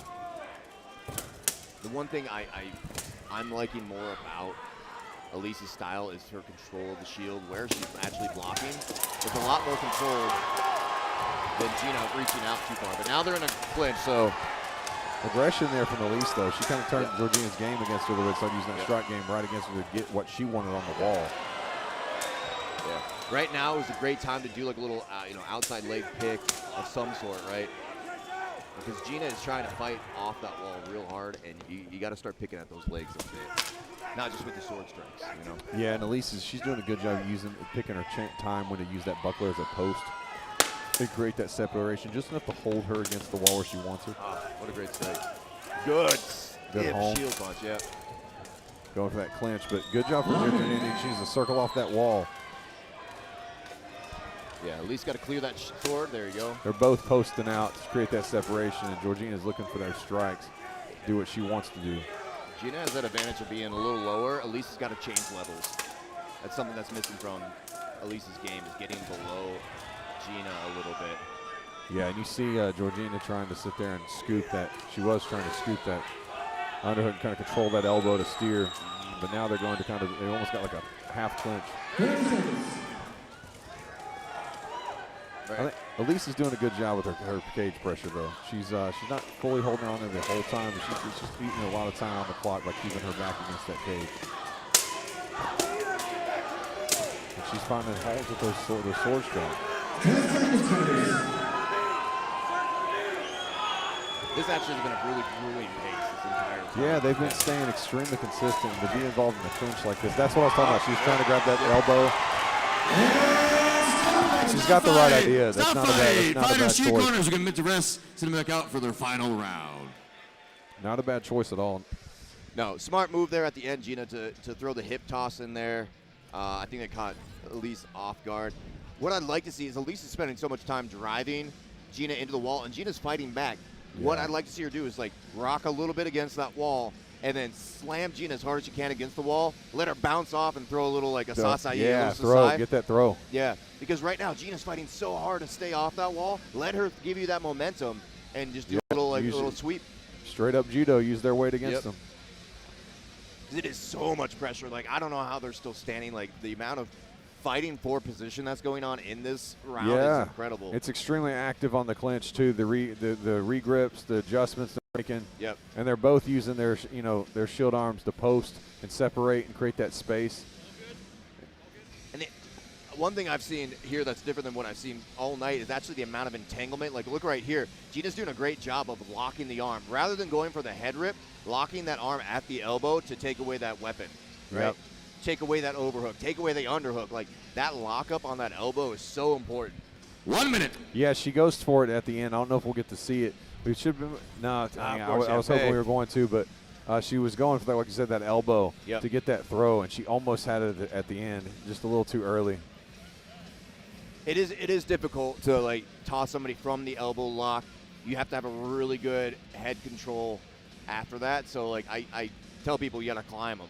So once you get that elbow locked in, start scooping up, try to get the tricep, then try to get up to, Yep, really work up the arm and squeeze, and that's hard to do in a gauntlet, and you're sitting there squeezing half arm or half tricep. 10 seconds, fighters. Lock and load, and let's go. All right, 10 seconds for that final round. Yeah, man. What a great fight.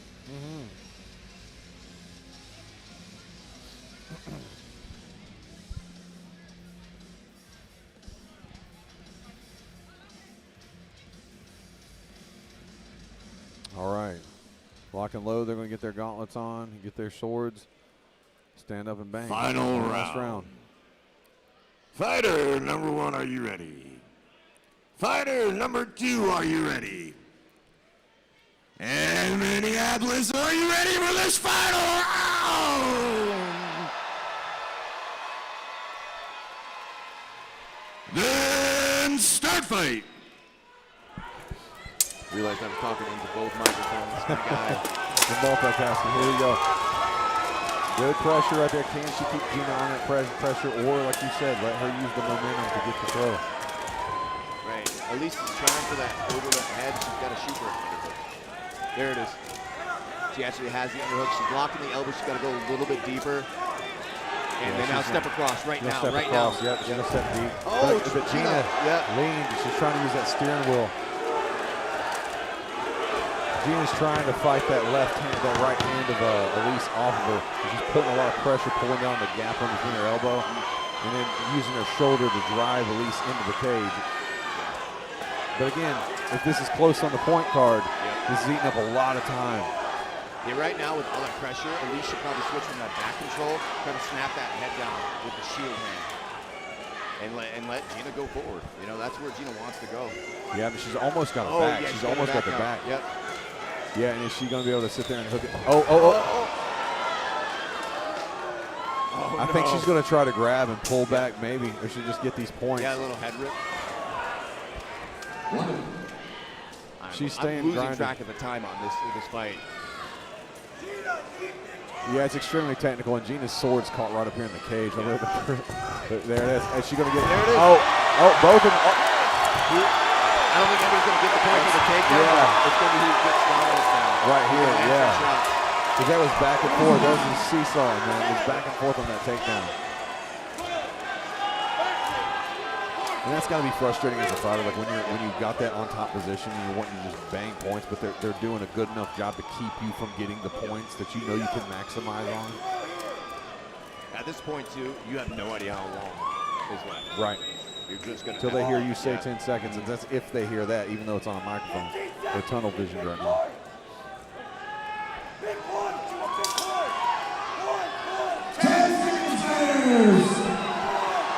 we go. They got 10 seconds.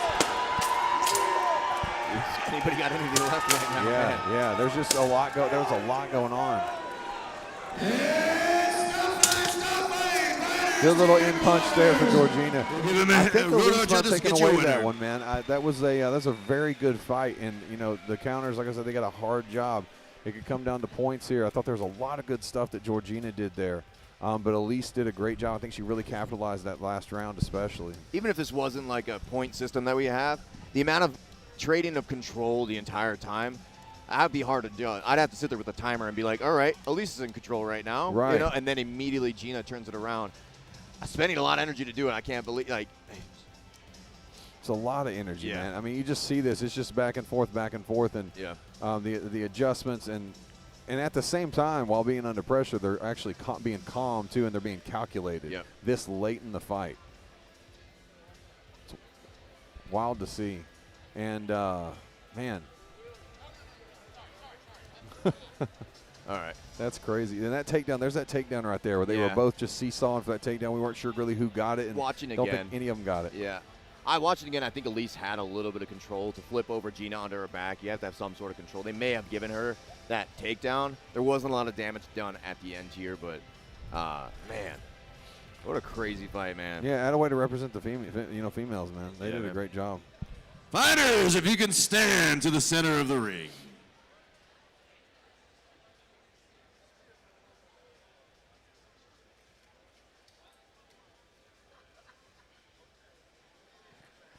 After 3 rounds, your winner is Elise Ellington. What a close fight. Honestly, like, I would have given it both different ways. I know Elise had a lot more wall pressure time.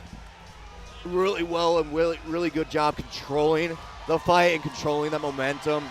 That's hard to fight against. Gina did a great job to constantly sway this back and forth. Good striking. But let's go down to Gavin. Let's hear a word from Elise. I'm going to let the crowd just keep cheering for you for a second.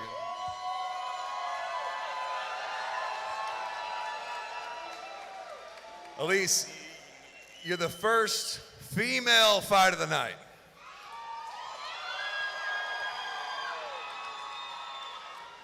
You know, I ask you this question a lot, but it honestly never gets old.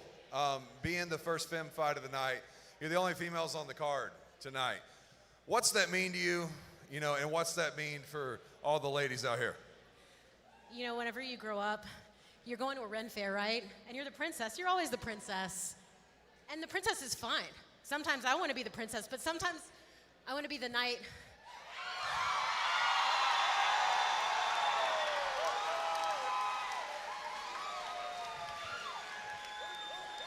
And I want to show my friends that sometimes that's all you need, right? You want it, and then you go and take it. That's kind of what fighting's about, right? That was very well said.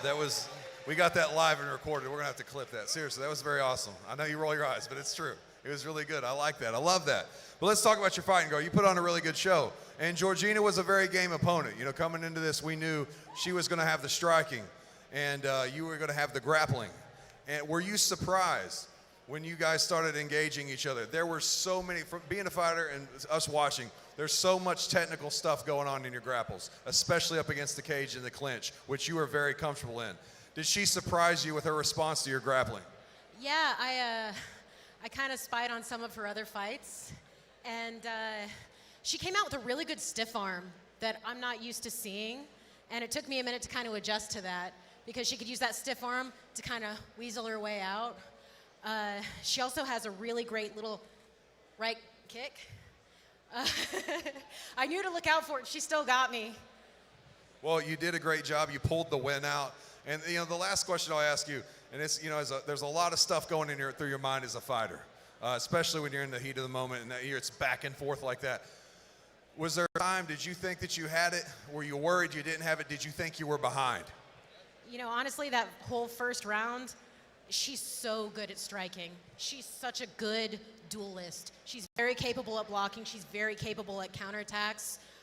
I thought I was down. I legitimately thought that I was not going to win that up until that last round. Well, Elise, you put on a massive performance. It was very entertaining to watch you ladies come in here and put it on the line. So thank you so much. Congratulations.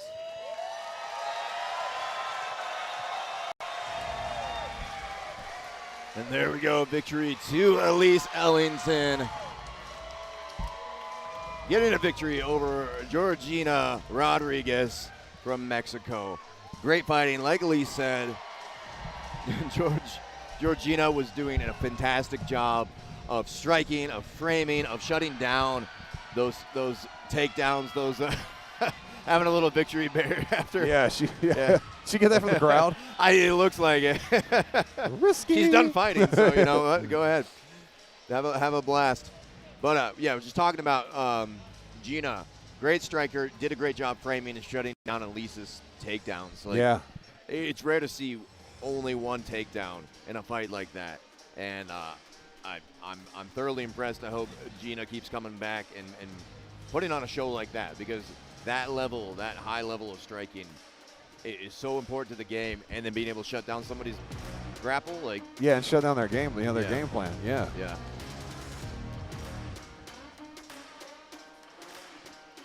And we'll go into our next fight, our final 2 fights of the night. Oh, it's crazy that the skylight's out now, so yeah, that helps us a little bit, doesn't it? From Clinton Township, Michigan, it's Timothy Rondell.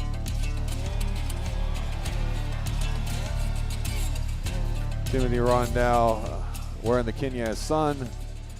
Very good, very experienced fighter, been in melees, and put on great shows for us when he fights. He's willing to take any fight, but he has that curse that you were talking about.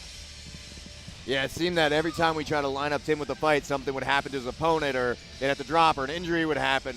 It would have been so hard to line him up. Even Andrew Griffith got injured in his last fight, like about 2 months ago, with like a cracked rib or some rib injury, and took this fight kind of last minute, being like, I'm not sure if I'm ready to go back in there. And Tim was ready to go. We're excited to run it. And here he is, Andrew Griffith. Fighter number 2. From Nashville, Tennessee, it's Andrew Griffith. You know, Andrew's one of those fighters, man. He does surprise me, because if you meet him outside of here, he's kind of quiet. He's cool, but he's just kind of quiet, and he kind of does his own thing, solid. Looked to me like he'd put on a little bit of size backstage since I'd seen him last. He's very calm and collected, man. But when he fights, he's really good. He's really good. Not that I thought he was ever going to be bad, but he really brings it to his opponents. He doesn't back down. One of his first teachers was Nick Homa, who's an amazing, like one of the best sword fighters in America. That was his first teacher. So his sword play is out of control. The only thing is that he lets himself get hit way too often. And he's having trouble with the grapple game. He's going to outstrike Tim. Sorry to say that, Tim, but that happens, right? But I don't know if he can handle the grappling. Yeah. And Tim does have some power. Got a lot of power. Fighters to the center of the ring. To introduce the fighters, wearing the red and black tabard, from Michigan, it's Tim Rondell.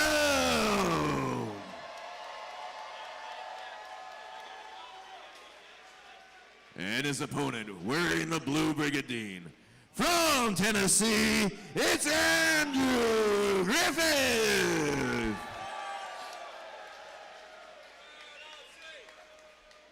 The fighters have agreed to 3 2-minute rounds. If you're taken to the ground, you'll be stood up after 15 seconds. No illegal strikes. Defend yourselves at all times and obey the referee at all times. Fighters, to agree to these terms. There, touch tips and back to your corners.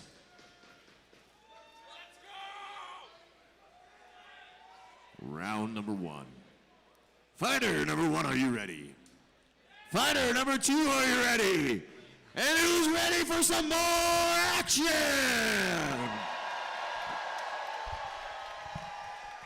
Then start fight. All right. And Tim's been training super hard. The boys at Kenya have been doing a great job. working with each other and building each other up in Michigan. And it's been showing. Every time he goes out there, it's an improvement, right? That's a hard shield strike. Yeah. They're right back. That's what I'm talking about with Andrew. Yeah, he hit harder than you think. That's the thing. It's like, it's the precision. That's 100% it. He's one of the more precise fighters out there. The strikes, the shield, with his blocks, just like that. Like, yeah, and if you watch what he just does with the sword play, man, side to side. But great job from Tim there, starting to trap him. Yeah. But Andrew's got that experience, man. He gets right off that wall. And you're seeing him every throw, every strike, every block. He's getting offline too. He's not having to use his sword and shield for all the heavy lifting and blocking.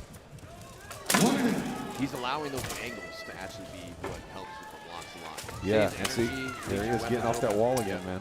And yeah, the one weakness I know, Tim, oh man, that Griffith has is the head snap down. If you can get behind his head and snap him down, he doesn't quite understand how to get out of that position. Andrew's got a good, he's got good cardio too. His cardio is pretty good right now. If he can keep it this pace up all See, three his rounds. head's down though, right there. I know I'm sorry to interrupt. No, his head's facing down, and if Tim could climb it like he's doing right now, yeah, see that right there. Yep. He almost had it. Yeah. Andrew found that hole and came right back up. Yeah. I mean, it's tough to climb over somebody's head like that. Everything's slippery. You got the middle on, things in your hand. You can't just tie climb somebody. You have to really understand how to snap out somebody's head. 10 seconds.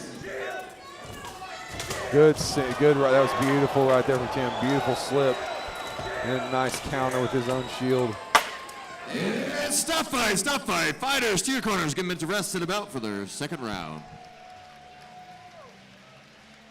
Wow, great round from both guys. Yeah, honestly, I was listening for the crowd to give it, cheer.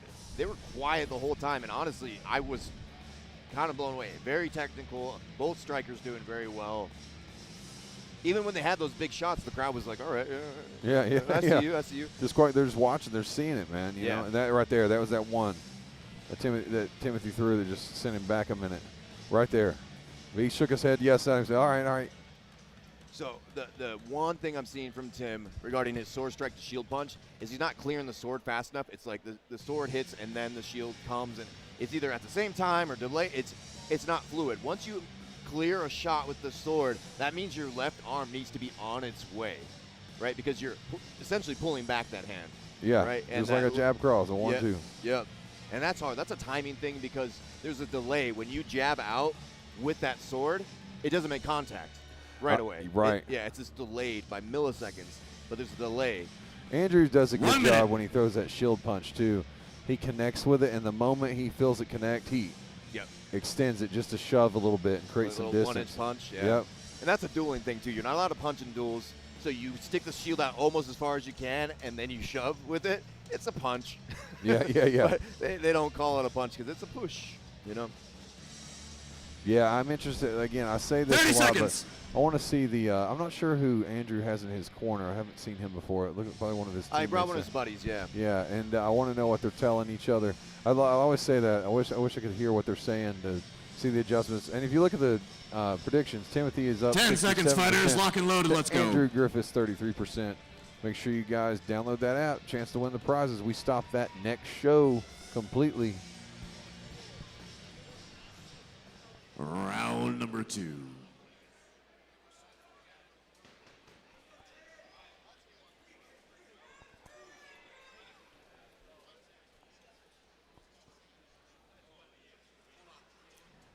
The referee is calling for a weapon maintenance delay. They'll have, and the good news with this for Timothy, you get a little rest, get a little extra rest, and how much time they'll have on that maintenance? About a minute. That's Ricky Rayon, man, being great with attention to detail. That was a referee's timeout. There will be no penalty. Round number 2. Fighter number 1, are you ready? Fighter number 2, are you ready? And who's ready for the second round? Then start fight. right, this is where the pace gets picked up, man. Yep. They know that they felt each other out. At this moment, that's when you're like, it's all. Like, first round, figure it out. Second round, burn it. Yeah, I want to see. Nice. I love that. That is literally what I was getting ready to say. Step off line. Step off line and cut him off. But Tim cannot let him escape like this, and I think he's doing a great job trapping him. He's got to start picking at the legs, though. Yep. Chop those legs down, and then if he can get that head down, get that head snapped down, put that weight on him. You see Griffith, though, every time he charges, he's looking down, right? Perfect opportunity to, I mean, throw a flying knee if it was MMA. But like, right. But just grab the head, snap him down, right? He's Good. going to give you that. Right there it is, right there. And there's Yep. Tim. Now he's got the sword pressure. He's trying, and Andrew's recognizing what he's trying to go for right now. And, you know, I've worked with Andrew a bit before, and we were talking about how to get out of this kind of stuff, right? You frame up on the hip, rotate to the body, overextend their grip, and break it if you can. But a lesson in learning is not the same thing. Yeah, Andrew's doing a great job with that kind of. It's just it's basically a step jab since he's in southpaw step cross. And it's just right off the center line. He's extended that shield punch just enough to pop him really good right into the helmet. Nice job from Tim there. Got a good extension on that shield punch. Yeah, and this is where will that fatigue set in for one of them. Good offline again. Griffith's looking down when he's extending that shield. Yeah, I can't tell if Griffith's getting a little fatigued. Yeah. Another snap down and knee up. Way to block that hip in there. He's gonna get. He might get this. If he can wrap that right leg around Andrew's right, he's really porking. But I don't think he really has a great grip. And stop by. Fighters to your corners. We'll give him a minute to rest. Send I him thought out for that the was a final great round. improvement on Tim. Tim's round. That was a very good adjustment. Yep. I want to know what adjustments they had him make. You know, with that snap down and stuff like that, he was hyper focused on the takedown during that snap down portion. At a certain point, he's like, I'm just going to use that to grind him and set something else up. It seemed that every time Griffith would leave that snap down, Tim would just blast him in the face. Yep. And that offline. Oh, my God. Yeah, you called that. That was awesome. I'm impressed with Tim's timing on that. And Andrew's shown that, too. When Tim's tried to charge a little bit, Andrew does a good job just slipping out of the way and moving. Almost like kind of shoulder checking, just sending their weight.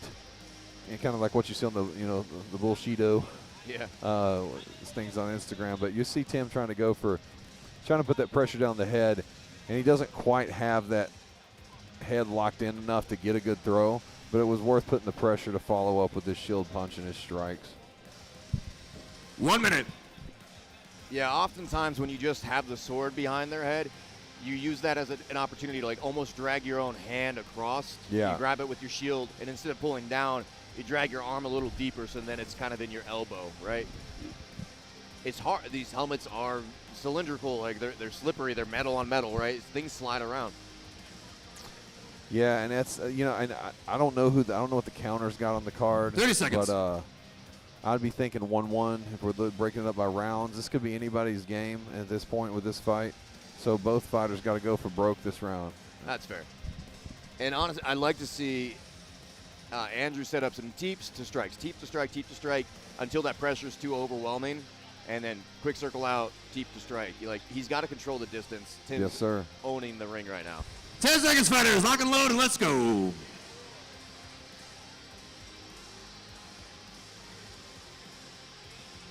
Final round. Fighter number 1, are you ready? Fighter number 2, are you ready? And make some noise for this final round. Then start fight. Last 2 minutes of the fight.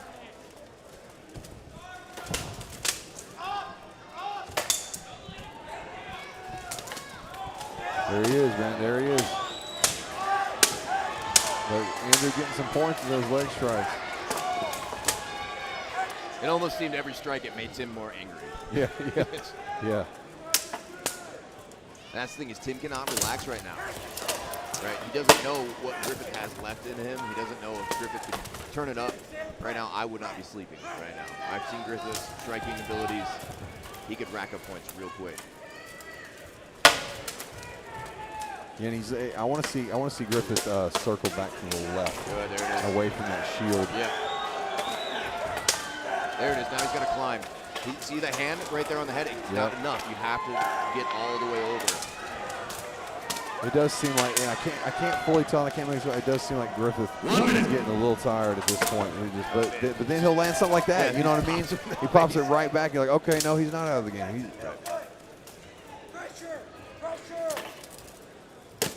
There it is. Yeah, Tim cannot sleep on this, man. Oh, head down. Oh. I think y'all's training has worked really well. I mean, he's done a good job not falling for that. And he's actually cut his tavern. He's got the Kenya son split. Yeah.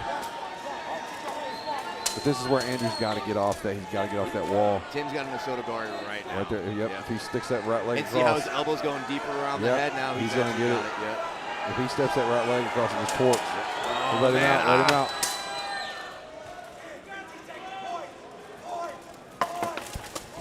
Oh, head down again.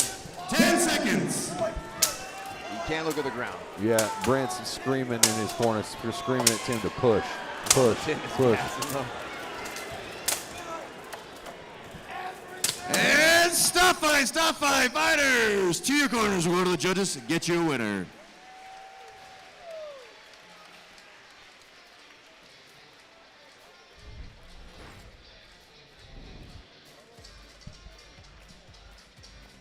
Now, I'm really curious of what the judges saw. I mean, that round too, like, Tim just wasn't putting up a fight. Like, I mean, right here is great, controlling the ring, all that jazz, but he wasn't putting enough pepper on a lot of what he was doing. So Yeah, started off strong and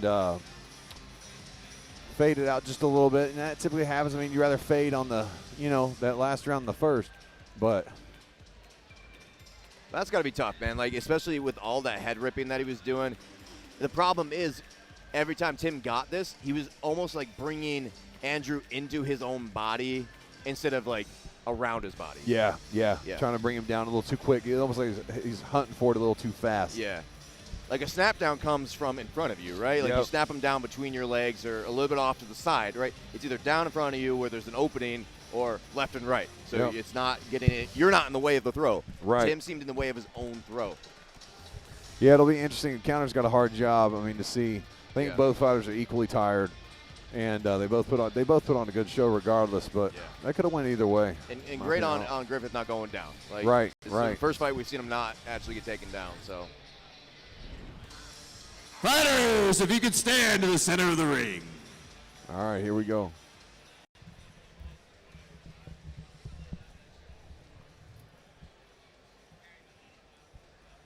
After 3 rounds, your winner is Timothy Rondo!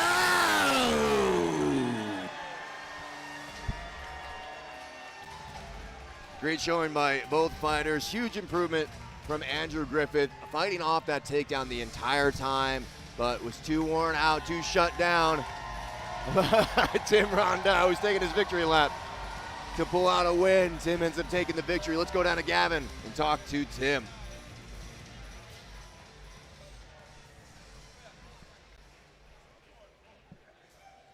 All right, Timothy Rondell, ladies and gentlemen. All right, my man, great fight. You had a very game opponent with Andrew Griffith. Both of you guys were back and forth. That first round, you guys were filling each other out. Talk to me about what was working and what were you like, I need to ditch this now? The 1-2s, high-low, or mostly high, chest head was working okay. I knew a lot of times he was getting 1 point on my leg. I was matching it with 2 in the head. Charges weren't really working. I wasn't getting any kind of like optimal positioning on him. The headlocks didn't go anywhere. I think if I would have tried something new, I could have got it, but he was doing a great job. His grapple defense has improved immensely. Well, it's extremely important as a fighter to be able to realize what's working and what's not working. And that second round was I thought very decisive. I thought that second round, I was like, oh, he made adjustments. We talk about adjustments all the time. You had Brent Kitchen in your corner who fought earlier tonight, been in the game. You fight for, you're part of Kenyaz, which this tavern got ripped. I hate that for you. But you have some good teammates. You had a really good teammate in your corner. What did he tell you to adjust and to change? I wish I could say I can remember. I know he gave me some good advice that I listened to, but I am beat tired. My gas tank was not where it should have been tonight. That works, man. That's okay. Honesty is the best policy. What's next for you, brother? You come out here, you kind of have, I do want you to tell the crowd real quick, you kind of have this, you'll fight anybody, but you have this curse that kind of follows you around fights. Tell the crowd about the curse and how frustrating that is as a fighter. So I was super lucky last season to be the person picking up these fights when fighters drop. This season, they've wanted me to be the fighter that people fight, and then everybody drops. And there's nobody how I was to step in. I was supposed to have my first fight back in San Antonio, pro fight back in North Carolina. Took up an exhibition against my teammate. Real quick while I have the mic, I gotta do my thank yous. Kelsey will kill me, Brandy will kill me. Thank you to my beautiful girlfriend, Brandy. She couldn't make it with me tonight. She's back home with her goddaughter, Aspen. She's such a sweetheart. Dr. Nick at Evolve Chiropractic has been adjusting me for 3-4 weeks now. I've been feeling incredible, sleeping great. Thank you, Dr. Nick. My team, of course, Kenyaz, thank you. I want to fight some people. Some people that got winning records. Somebody that'll get me in the rankings. Somebody like Xander, who wouldn't be in the rankings, but I've always wanted to fight Xander. Dakota Miller. Down the road, way down the road, I'd like to fight Ellis, obviously. I ain't there yet, but one day. Man, give it up, give it up. We look forward to seeing you fight again, man. You did a great job today. We're proud of you. Thank you for always coming and putting on the show. Enjoy your win. Congratulations. One more time for Timothy, guys. I got one more thing to say after him, but keep going. Congratulations. Go out that way, brother. All right, we normally don't do this. All right, I'll make an exception. I got to make this quick, but you guys, Minneapolis, you've been fantastic. You've been such a good crowd. I'm going to have to call on you just one more time to help me do this, okay? Yeah, get it up. Show me you're ready.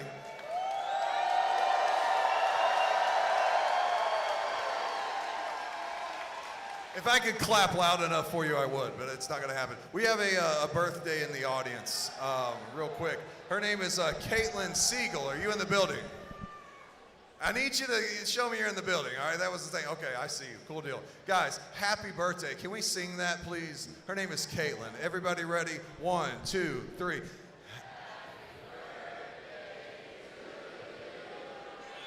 Happy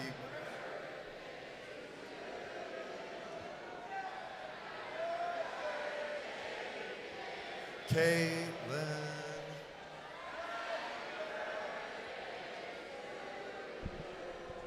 That's a Minnesota nice right there. Minneapolis, you're amazing. Let's get this main event. All right, we're switching over to our main event of the night. We're going to play a little bit of tape for you guys before this fight gets kicked off. Here we go.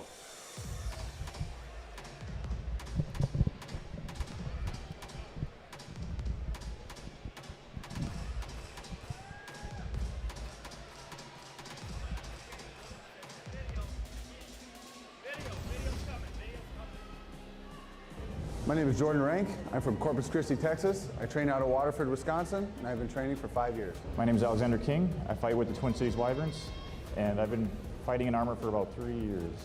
My opponent's Alex King. We've known each other for a little while. This is the first time we've ever had to face each other in the ring. He's been training in Muay Thai, and so I'm hoping that I can make it past his teeps in boxing in order to unleash my judo. I'm gonna keep it close. I'm gonna keep it in a boxing range. He's been working a lot on the sword work, so I decided to switch to axes. We're gonna do one-handed axes. Alex King, I hope you've been training. I know I have. I'm gonna give you the fight of our lives. Minnesota, it's time for the main event, and we're gonna crush Wisconsin.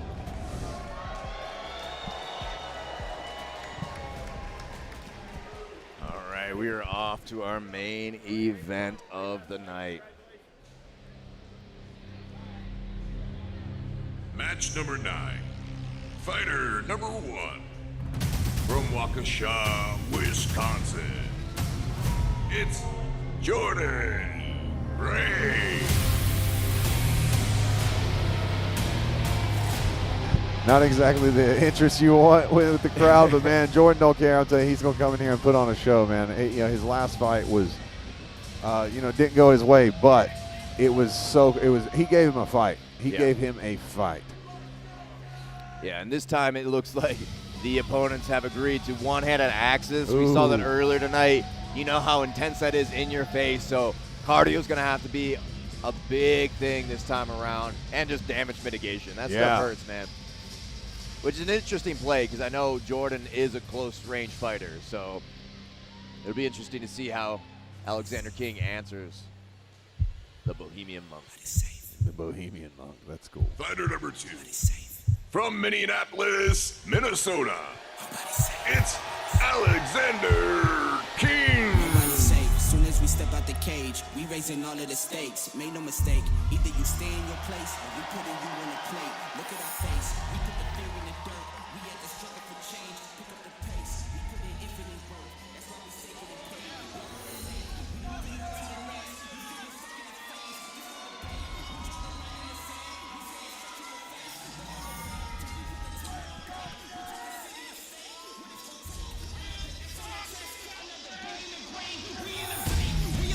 All right, as you look at that tail of tape, man, not too much age difference. A little bit of a height difference on Alexander King, a little taller. 15 pounds, though, to Jordan Rank, and the experience. Yeah, this will be an interesting fight to see, again, one-handed weapons with a close-range fighter and an unorthodox fighter coming out as a lefty as well. It should be a real interesting bash going against each other, striking versus grappling. Let's see it again, man. Fighters to the center of the ring. To reintroduce the fighters, wearing the black and gray tabard, from Wisconsin, it's Jordan Rank.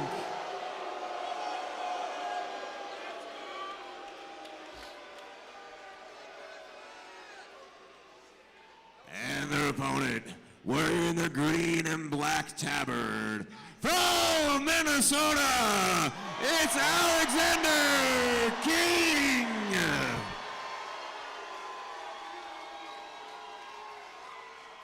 The fighters have agreed to 3 2-minute rounds. If you're taken to the ground, they'll be stood up after 15 seconds. No illegal strikes. Defend yourselves at all times and obey the referee at all times. Fighters, do you agree to these terms? Then touch tips and back to your corners.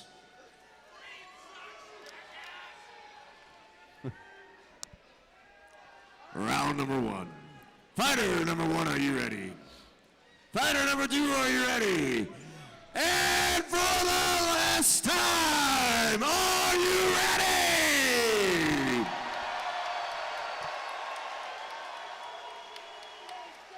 Then start fight. All right. Right off the rip, nice leg kick and a huge shield punch. Oh, man. I told him to throw those. I told him, I was like, throw the teams, man. Oh, beautiful takedown. Fantastic takedown. And great strip, too, which is really difficult to do, especially with those one-handed axes, man. They can tie you up real easy by grabbing them. So, for those shots. He's doing a good job knocking his helmet, knocking his arm down to find a hole. I can hear that shield hit the canvas through his helmet. Jeez. Nice. Good leg kick. And he throws it leg kick. He eats a punch. Yeah. Worth it, Good job, Shu. Nice knees from right there. Oh, no, takedown attempt by Alexander King. Good Asotogari attempt. And so far, a Tayatoshi attempt, but Jordan slips. And so far, this is a great example of why they're the main event. This is awesome. Oh, Alexander King. He had gotten the takedown, but Jordan Rank got the dominant position. Oh, that behind the back axe strike to the leg. That does not feel good, man. Yeah, right to the knee. Actually, Jordan Rank hit me in the knee with a sword because he didn't know my armor was off and did exactly that. Oh. Smacked me right in the knee, and that was the end of my, fight. That was that fight that night. I remember that. That was the very first one we ever did. Ooh, beautiful home with that bucket. I went to announce the timer. I went, ooh, into the microphone. Great. Ooh, man, Barely every missed. strike. Barely missed. Good outside right hook, man. That's not a bad option. He's got that underhook. He's got a very good underhook on his right side. Alexander does shorten those knees. If he can pull Jordan off the wall and really rip. Stop fight. Fighters to your corners. Jordan's a strong guy, man. For the second round. That's hard, man. Great first round from both fighters. Honestly, that big looping right hook from Alexander King, if he can time it right and connect, that's going to hurt because it's blindsiding. Could be a problem. Yeah. Could be a big problem. And he's setting him up, too, with that, rear kick. That's smart. Like I like that teep, man. Yep. I like that teep. And I told him if you throw high enough, if you're not throwing kicks and keeping that distance, you're not really controlling the distance, my guy. Yeah. Great job with Jordan, putting that knee on belly, just trying to maximize. He does a good job. You'll see him, hit his hand to move it out of the way, go to the leg, come back up. Because, it almost pisses you off if you're on top and you can't get those points. You can't capitalize. Yeah, there's it's they're energy stopping wasted, you. yeah. King's got to settle down a little bit. Some of those are a little frantic, and right there he gets punished by that. But it did catch Rank off guard with that step across to Sotogari. Yeah. And then he slipped on that Atayatoshi. If he'd had a half step to the left, he'd have had it. 1 minute. But yeah, they'll great 'cause he back did and get forth it. from both guys. Yeah, he just didn't have enough. I don't think he had that underhook far enough to torque the weight enough in his favor.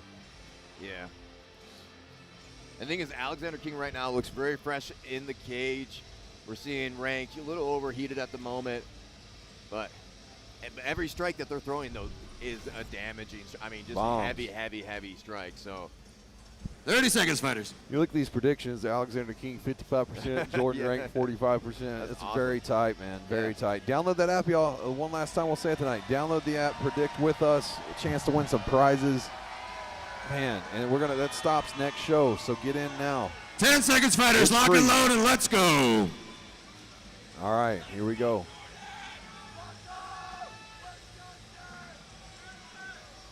Round number 2. Fighter number 1, are you ready? Fighter number 2, are you ready? And who's ready for round number 2? Then start fight. They've done that twice. They missed the tip touch. good on him for setting up those kicks, man. But he's running into them. I love that. You see Alexander with that kick. He struck his leg with the axe and came back up. Man, he's There's that moving experimental so smooth, stuff. though. Yeah. Yep. Oh, beautiful kick. Fantastic timing. Good timing on it, man. Oh! Ryan Goshi, right against the wall. Beautiful Strips the- timing. But look at King grabbing with that leg around his arm. Oh, but then he's getting smacked where there's no armor, right on the hip. And he's allowed to do that. Yeah. He can do that to him. Beautiful push out, though. You see how he kicked his leg up Yes. on the ground? Wow.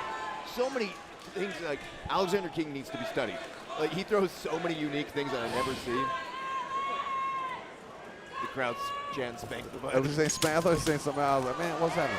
That leg kick is working, man. It is. He's found a beautiful shield strike. He ran right into that, fell into an axe strike. That hurt him. Yep. Man, I don't even know what to say right now. Yeah, There's it's so just- many different techniques being used right now. Alex's kicks, though, man, he's doing great with those. He really is. But that judo throw. And it's exhausting, like getting your legs taken out from you. Even, Ooh. yeah, again. Yeah, Beautiful right, shot, Goshi, man. yeah. Rank is doing such a good job of when he gets hit with something, he turns it tide the other way and then starts making it his own thing. I mean, that takedown's huge. What I'd like to see Rank do is actually, instead of doing this, stand up. Yep, stand up. And rain Yep. shots from up above. 30 seconds, fighters. Oh, kick him Like kicking his yeah. own. Yeah. So you want to kick? I'll kick. Yep. Yeah.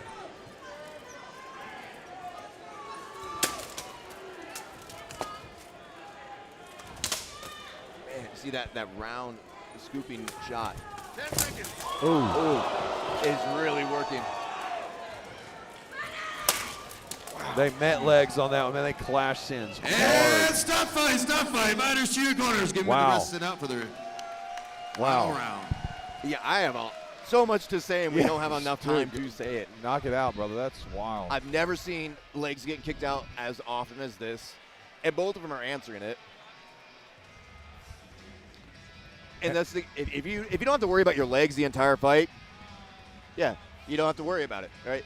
But now all of a sudden you can see him having to lift his leg up to check the kicks, having to That right there. That right there. Beautiful. Smoked him, and it's But then right. watch. But then here it comes. The throw, yeah, the answer. Boom. Yeah, I don't know if that's quite Harai, tie, wherever it lands, but beautiful hip toss. Now, right here, Rank, I want him to start standing up. Yeah. I know he got some good chops on that guy, on Alex, but we'll see if there's any bruises Yeah, there you can tell he's later. getting But pissed. man, He's like, yeah. But again, chopping that right the there. leg, yeah. His timing that inside. I use that in kickboxing all the time. When Right. you come forward to throw that inside leg kick. 1 minute. That's beautiful. Beautiful to show some kickboxing in the sport. And it just wears you down to have to restabilize and then always being worried that you can get your legs taken out. Yes. That's a horrible feeling, man. Like, I always aim right at the ankle when I'm doing any sweeps. I don't care if I land or don't. I want you to know that your foundation is not sturdy enough.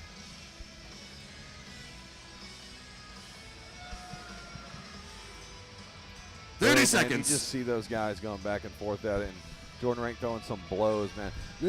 This one's going to come down to who wants it more and whose gas tank can handle it. Absolutely. Alexander's pacing the cage, are ready to go, man. I think his cardio's good enough. The Yeah. only problem is he can't control the grapples right now. It Right. is Jordan's game, but he has an axe, so that means his striking game's going to be delayed. It's going to be slower than a sword game would. But 10 seconds, fighters. Lock, load, and let's go. I'm so excited for this final. Dude.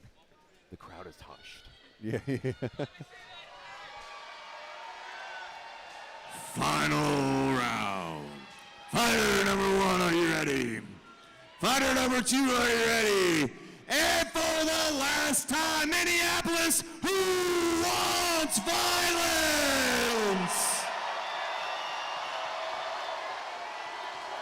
Then start fight. Here we go, man. I just speed run this whole thing for me. Right. Beautiful shot. Yeah. I do think those shots are hurting. Those shield punches are fun home. They're rocking that head back pretty good in the helmet. And nice kick of his own. Yeah, followed up with that shield punch. And here's the unorthodox thing that we just saw. King was leading his hand out, kind of like cheating a jab. Yeah. Oh, man, beautiful slip out of the way with that slip jab.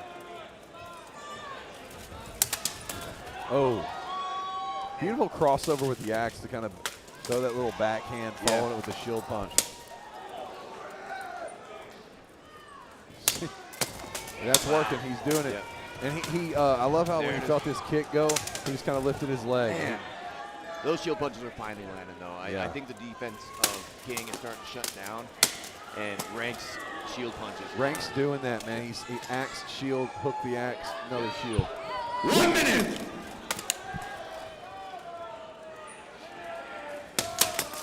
It's making King have to answer that. Yeah. And it's leaving other things open. He's got to go. Oh, see Good that shot, looping though. hook, man, is so good with him, man. Just throw 20 more of those. 20, Okay. yeah. Ooh. That was a smooth shot. There it is. He got it again. Now he's got to stand up. He's got to strip and stand. 30 seconds. This King's doing a great job of controlling, minimizing the damage, man. I would be so annoyed. Yeah. If I was Jordan Rank, like it was just like, God, would you just let me hit you? Yep. That's a tough feeling. You get the throw and then you can't do the damage. You got to stand up though sometimes. 10 seconds, fighters. Let's go. Superman punch, spinning back Beautiful. kick, shield punch, leg shot. And stop fight, fighters. To your corners. We'll go What to a our great judges. job from both. It gets you a gentlemen, man. winner. Wow. What a great main event. Yeah. It was a fantastic main event.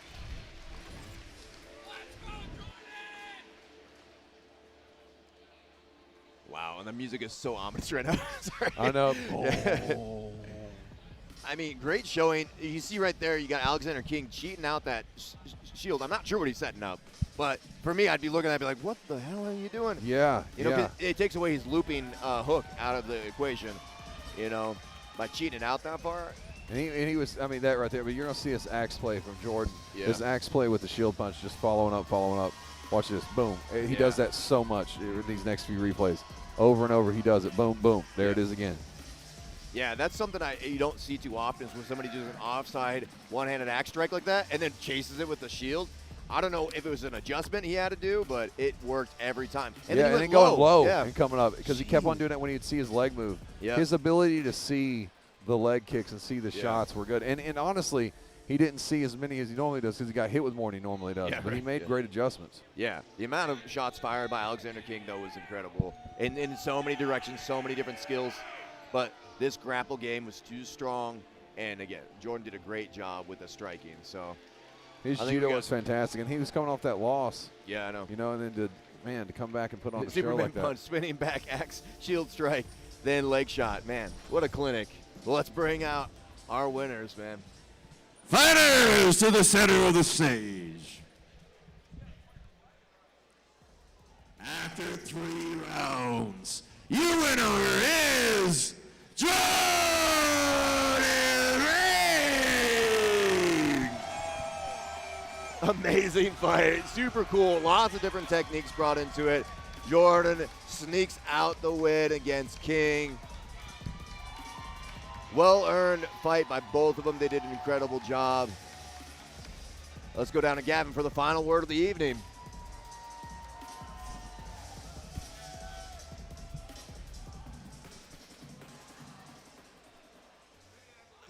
Minneapolis, what'd you think of that main event? Man, you guys put on a show, brother. That was fantastic. Both your opponents, I mean, your opponent, it was just spectacular to watch. There was so much happening. Man, you were coming off a loss, and you came in and I don't think you could have asked for a better win. Talk to me about that, man. The mind of a fighter, coming off a loss. You got something to prove coming in here. I mean, I left it behind me, win, lose. I don't care, I love doing this. I knew the guy I was going against has been practicing Muay Thai. I was surprised when he asked me to do an axe match, but thought maybe he had a plan, but it could have gone either way. My punches were finding their way more than his, I guess.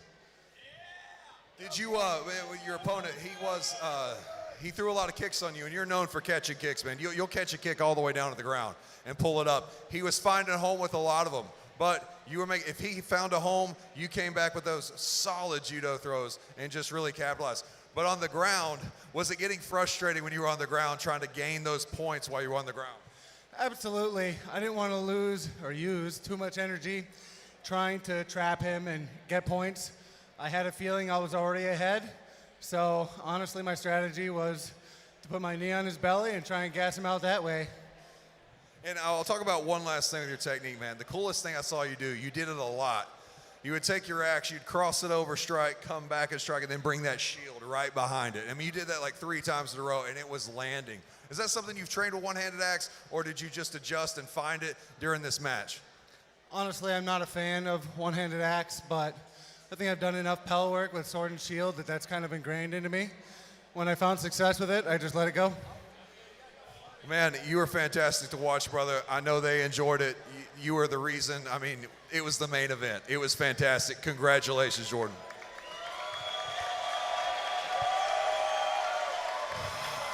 Minneapolis. I want to talk to you guys real quick before you go, and I want you to be safe on your journey. But first, give it up for yourselves. Man, you guys were awesome, and I know on behalf of the entire staff here, the whole company, the production, we want to thank you for spending your money and coming to see us. You are the reason that we're able to come here, and we do want to come back if you guys will have us back. And the final thing, let's give it up for our counters over here. They got the hardest job, guys. They got the hardest. Give it up.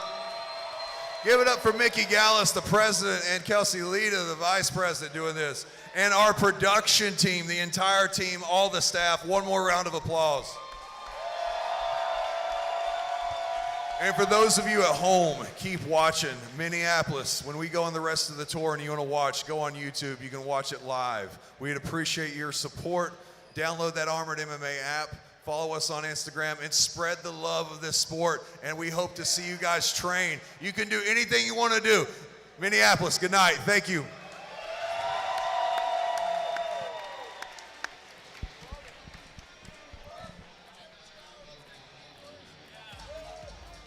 And that's a wrap here in Minneapolis.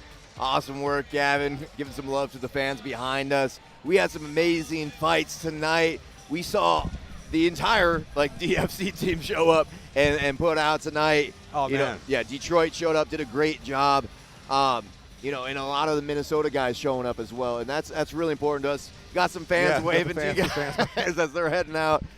It was a great night. Huge thank you to everybody who supported us. Gavin, you got anything you want to throw out there? Yeah, man, guys, download the app. I'm just kidding. Yeah. We said that. Keep plugging. I have been blasting that tonight. But no, guys, thank you so much for watching and following us. Remember, make sure you guys follow us on Instagram. That helps us. Like, share clips.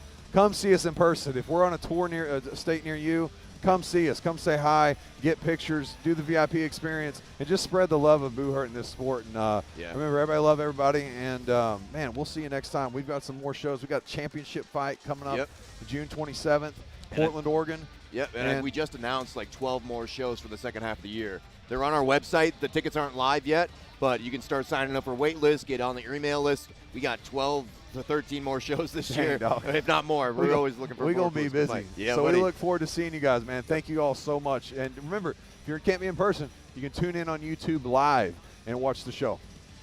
All right. Well, I'm Mickey Gallus, President of Armored MMA. My cohort here, Gavin, Thor, Walker. We're out, man. We're out, brother. Yeah, good stuff. Later.